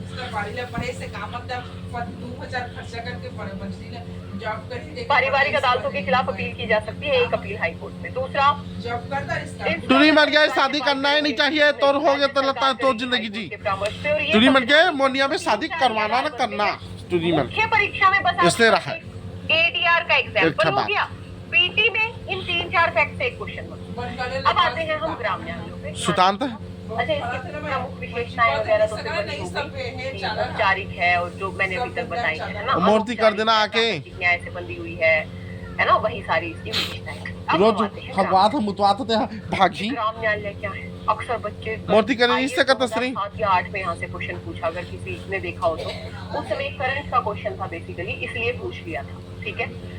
ग्राम न्यायालय या ग्राम अदालत, ग्राम न्यायालय अधिनियम 2008 के तहत भारत से मैं नहीं पावा कि लुका के मैं रखे त्वरित और आसान न्याय प्रणाली पहुंच के लिए स्थापित किया। गरीब गरीबी छागे घर में वैधानिक है। इसका गठन जो ग्राम अदालतें हैं, ग्राम न्यायालय है, इनका गठन ग्राम न्यायालय अधिनियम 2008 के तहत किया।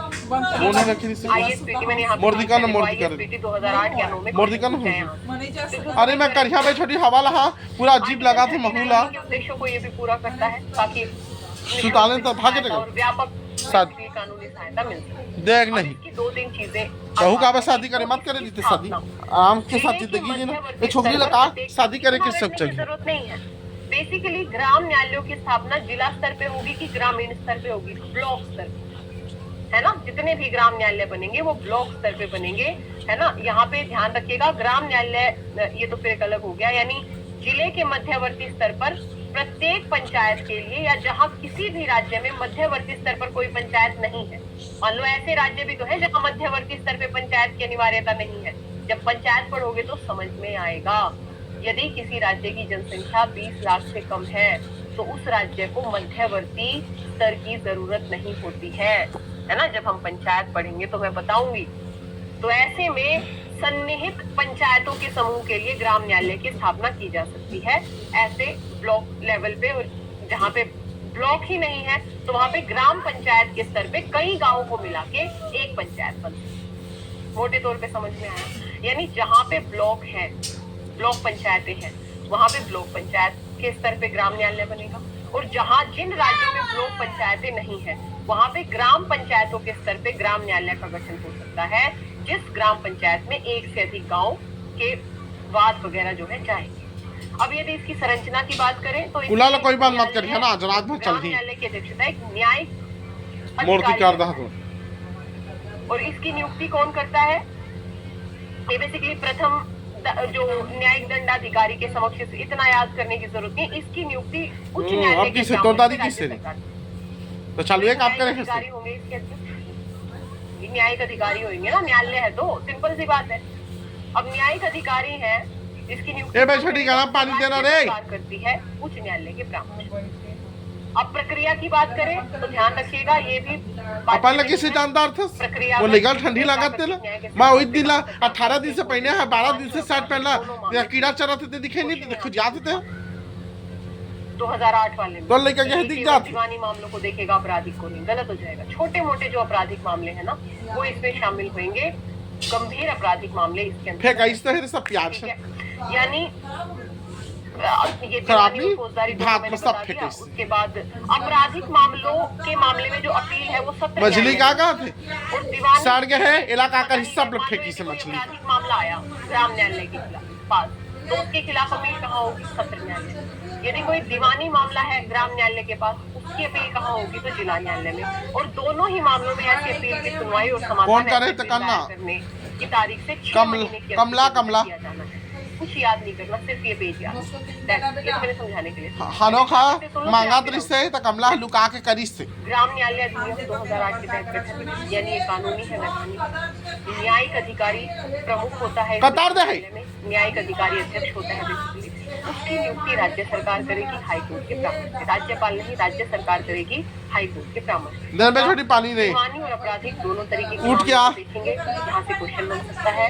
गरम पानी नहीं मांगा था मैं न्यायिक अधिकारी के अलावा मत कर रहे जगह बोल पियाज बनाई नहीं मत कर बे जगह ऊपर से लेना गिरा थे जगह तो पाए रहने दी मान लो एक का सामाजिक कार्यकर्ता नहीं होते ग्रामीण या ब्लॉक लेवल पे या डिस्ट्रिक्ट लेवल पे, है ना। तो ऐसे सामाजिक कार्यकर्ता मैं स्टील के बॉटल खरीद हम मर्जी जा बे छोटी चीज से इत्यादि करवाने में इस प्रक्रिया में शामिल किया जा सकता है। अगले पे में नाम दे करवा सकते हैं, तीसरा महीना ठीक है, आप भी 10,000 के बॉटल खरीदते हैं उसने 2008 वाला जाते ही क्वेश्चन देखना है, ठीक है। तो ये इस तरीके के जो मध्यस्थ हैं वो भी शामिल किए जा सकते हैं। और अपील, यदि आपराधिक मामला है तो अपील की जाएगी सत्र न्यायालय में, यदि दीवानी मामला है तो अपील की जाएगी दीवानी अदालत, और प्राकृतिक न्याय के सिद्धांत पे काम करेगी। ये है आपकी अदालत, क्या नाम है, ग्राम अदालत। समझ में आ गया भाई? बता दो एक बार फटाफट। अब मैं खड़ी हो जाती हूँ, आपका कोई डाउट है तो प्लीज पूछिए। इसके अलावा ना बहुत ज्यादा अब इसमें ना रिसर्च करने की जरूरत नहीं है कि कोई बच्चा इसमें 4-4 घंटे रिसर्च करेगा, कुछ रिसर्च नहीं करनी। पीटी में क्वेश्चन बनेगा, बेसिक फंडे यही है जहाँ से क्वेश्चन पूछा जा सकता है पीटी में। इससे ज्यादा यूपीएससी खुद समझती है कि बच्चे नहीं इतना याद कर सकते। बेसिक कंसेप्ट याद रखना, प्राकृतिक न्याय, दीवानी, आपराधिक दोनों, है ना। और फिर अपील के संदर्भ में अलग अलग विषय हैं, किस अधिनियम के तहत गठित किया, संवैधानिक है कि वैधानिक है, यही क्राइटेरिया है। बताओ भूपेंद्र, आपका क्वेश्चन क्या? मैम न्याय पंचायत इसी को कहते हैं। नहीं, न्याय पंचायत अलग है, ये ग्राम न्यायालय है, और ग्राम न्यायालय वैधानिक कंसेप्ट है, ठीक है। न्याय पंचायत वगैरह तो फिर अनौपचारिक है बिल्कुल ही, वो कोई वैधानिक वगैरह भी नहीं होती, जैसे गांव वगैरह पे। ग्राम न्यायालय में अधिवक्ता होगा मैम, अधिवक्ता हो सकता है, मतलब अधिवक्ता तो कोई ना कोई होगा ही, ठीक है, जो इस मामले में सुनवाई हो। जरूरत भी नहीं है, क्योंकि बिल्कुल छोटे छोटे मामले जाते हैं। मतलब इनका ना विचार इसलिए आया कि जो बहुत ही छोटे छोटे मामले हैं, जिनका समझौता या जिनकी सुलह ग्राम स्तर पे हो सकती है, उनको फिर डिस्ट्रिक्ट कोर्ट या हाई कोर्ट पे क्यों बर्डन डाले। तो बेसिकली ये एक तरीका है ना, एडीआर प्रणाली का ही एक तरीका नहीं कुछ हो जाते रहे हाई कोर्ट मिलता है, लड़का वाला हवा पा अधीनस्थ न्यायालयों में 4 बातें याद रखनी है, उससे ज्यादा दिमाग रिसर्च करनी। एडीआर सिस्टम पढ़ लिया, लोक अदालतें पीटी से क्वेश्चन बनते हैं, कहाँ से बनते हैं डिटेल में बता दिया, लिखा हुआ है सब कुछ। ग्राम न्यायालय बिल्कुल बेसिक एक पेज पे लिखवा दिया है, समझा दिया है, और उसके बाद आपके पारिवारिक अदालत, फैमिली कोर्ट वगैरह, ठीक है। तो यहाँ तक किसी भी बच्चे को कोई डाउट है तो मैम लोक अदालत एडीआर ग्राम न्यायालय को, मैम लोक अदालत ग्राम न्यायालय को वेतन कौन देता है? यार ये गूगल कर लेना, वेतन कोई नहीं पूछेगा, ठीक है। राज्य ही देता होगा, जब राज्य गठन कर रहा है तो राज्य की संचित निधि या राज्य के ऊपर ही भारित होंगे, या फिर राज्य अलग से देता होगा, ठीक है। मुझे भी बहुत ज्यादा इसका ज्ञान नहीं है, इतना रिसर्च कौन करेगा। पूछती हूँ किसी से, है ना, डिस्ट्रिक्ट जज, उनसे समझा जाएगा पूरा का पूरा इनकी कार्यप्रणाली। इंटरेस्टिंग है वैसे ये, और यदि सच में लागू हो जाए तो जो छोटे मोटे समाधान है, कम से कम उनका समाधान तो हो ही सकता है इन अदालतों के माध्यम से। गांव में सरपंच जो न्याय करता है, नहीं, सरपंच वरपंच इसमें नहीं आएगा, वो तो अनौपचारिक हो गया बिल्कुल ही। ये जो ग्राम, अच्छा कई बच्चे ना ये गड़बड़ कर सकते हैं कि ग्राम न्यायालय का मतलब सरपंच वाला न्यायालय, नहीं, ये ग्राम न्यायालय अलग से वैधानिक व्यवस्था की गई है, 2008 में अलग से एक एक्ट आया, और इस एक्ट के अंतर्गत एक पूरी की पूरी व्यवस्था। यहाँ तक डाउट क्लियर? बता दो। न्यायाधिकरण, ऐसा करते हैं, न्यायाधिकरण कल करेंगे, ट्रिब्यूनल्स कल करेंगे, कल 20 मिनट का काम है। अभी आपको समझ में नहीं आएगा क्योंकि ओवरबर्डन हो गया है ना, दिमाग थक गया होगा बिल्कुल। मैम अभी और भी कुछ पढ़ाओगे, और कोई टॉपिक या कल पढ़ेंगे? कल पढ़ेंगे। देखना कल क्या होगा ना, कल जब हम शुरू में आएंगे ना, तो 20 मिनट में या आधे घंटे में मैक्सिमम मैं आपका ये कंप्लीट करा दूंगी। उसके बाद हम आपातकाल निपटाएंगे कल। आपातकाल पता नहीं कब से आपातकाल की रट लगा रखी थी। कल कितने बजे मिलेंगे? भर्ती बता तो दिया, अलग अलग की हाई कोर्ट के परामर्श पे राज्य सरकार करती है ना, ग्राम न्यायालयों की पूरा बताया हुआ है मैंने। छोटी देर है, थक गया दिमाग, है ना। ये थोड़ा सा टिपिकल है टॉपिक। अब पता नहीं यार कैसे 3 दिन में हो जाता है। आप खुद बताओ, क्या 3 दिन में सुप्रीम कोर्ट और हाई कोर्ट पॉसिबल था? आज चौथा दिन है, हमें क्या पॉसिबल था 3 दिन में? मतलब ऐसा तो है नहीं कि मैं समय को बहुत ज्यादा खींच रही हूँ, बल्कि मैं भी थोड़ा स्पीड से ही पढ़ा रही हूँ, है ना। और वो तो तब है जब मेरे को लिखना नहीं पड़ रहा। लिखने में तो फिर आप ये मानो कि पूरी क्लास ही अभी तक पता नहीं कितना बच जाता हमारा, है ना। आप लोगों को मैंने थोड़ा सरल कर दिया कि लिखा हुआ है, घर जाके नोट्स बना लेना, समझा दिया पूरा, बेसिक फैक्ट बता दिए, ये बता दी, समझ बना दी, और ये बता दिया। 3 दिन में पॉसिबल नहीं है यार। मेरे को कोई भी बोले ना कि 3 दिन में आप हाई कोर्ट सुप्रीम कोर्ट करवा दो, दूर से ही हाथ जोड़ लूंगी। 4 दिन में ना कंप्लीट हो पाया। अधिकरण तो फिर भी बच गए, तो अधिकरण और आपातकाल हम कल निपटाएंगे, ठीक है। किसी का कोई डाउट तो नहीं है?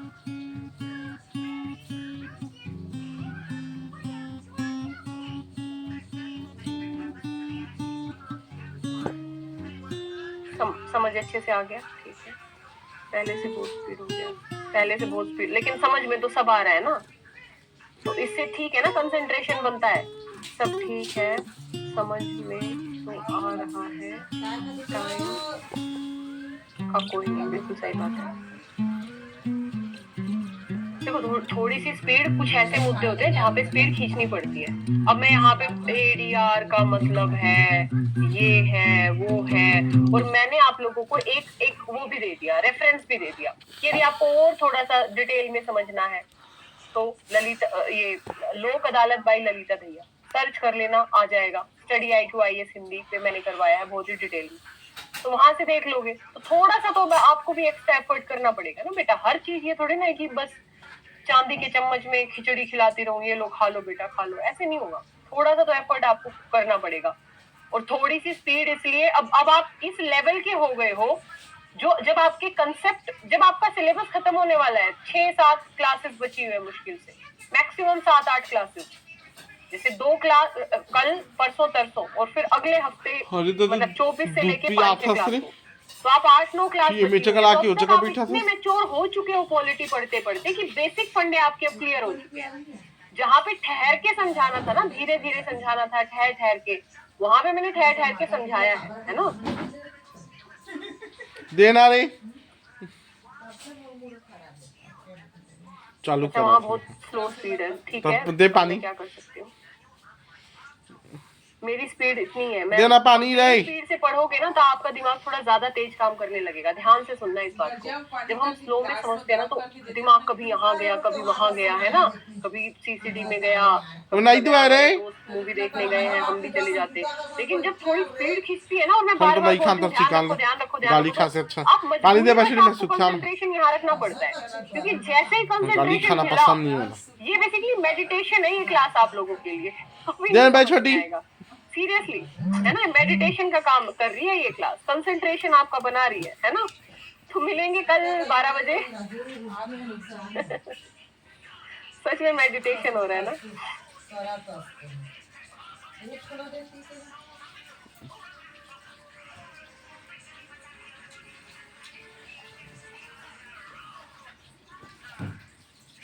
क्या बोल रहे हो मैम? इंस्टीट्यूशन ऐप गवर्नेंस में कौन से इंस्टीट्यूशन, कौन से संवैधानिक और वैधानिक ना, वो तो मैं यही पढ़ाऊंगी, गवर्नेंस में नहीं पढ़ाऊंगी। ड्यूटी पे क्लास करते हो? कहाँ ड्यूटी करते हो? थोड़ी बातचीत कर लेते, जिसको जाना है जाओ। थोड़ी सी मतलब कहाँ ड्यूटी करते हो अभिषेक? मुझे भी तो जानने का मौका मिले ना। मेरे स्टूडेंट एक वो है वेदराज, क्या नाम है, कुछ ऐसा नाम है ना, जो वहाँ है। अरे रात के कोई नौकरी करती? रात की नौकरी करती का? यूट्यूब का channel study IQ IAS Hindi. अच्छा, पानी दे। बहुत बढ़िया। अच्छा, रेटिंग करनी है। ओह सो स्वीट ऑफ यू। चलो मिलेंगे कल दोपहर 12 बजे। अपना ख्याल रखिएगा। Thank you so much.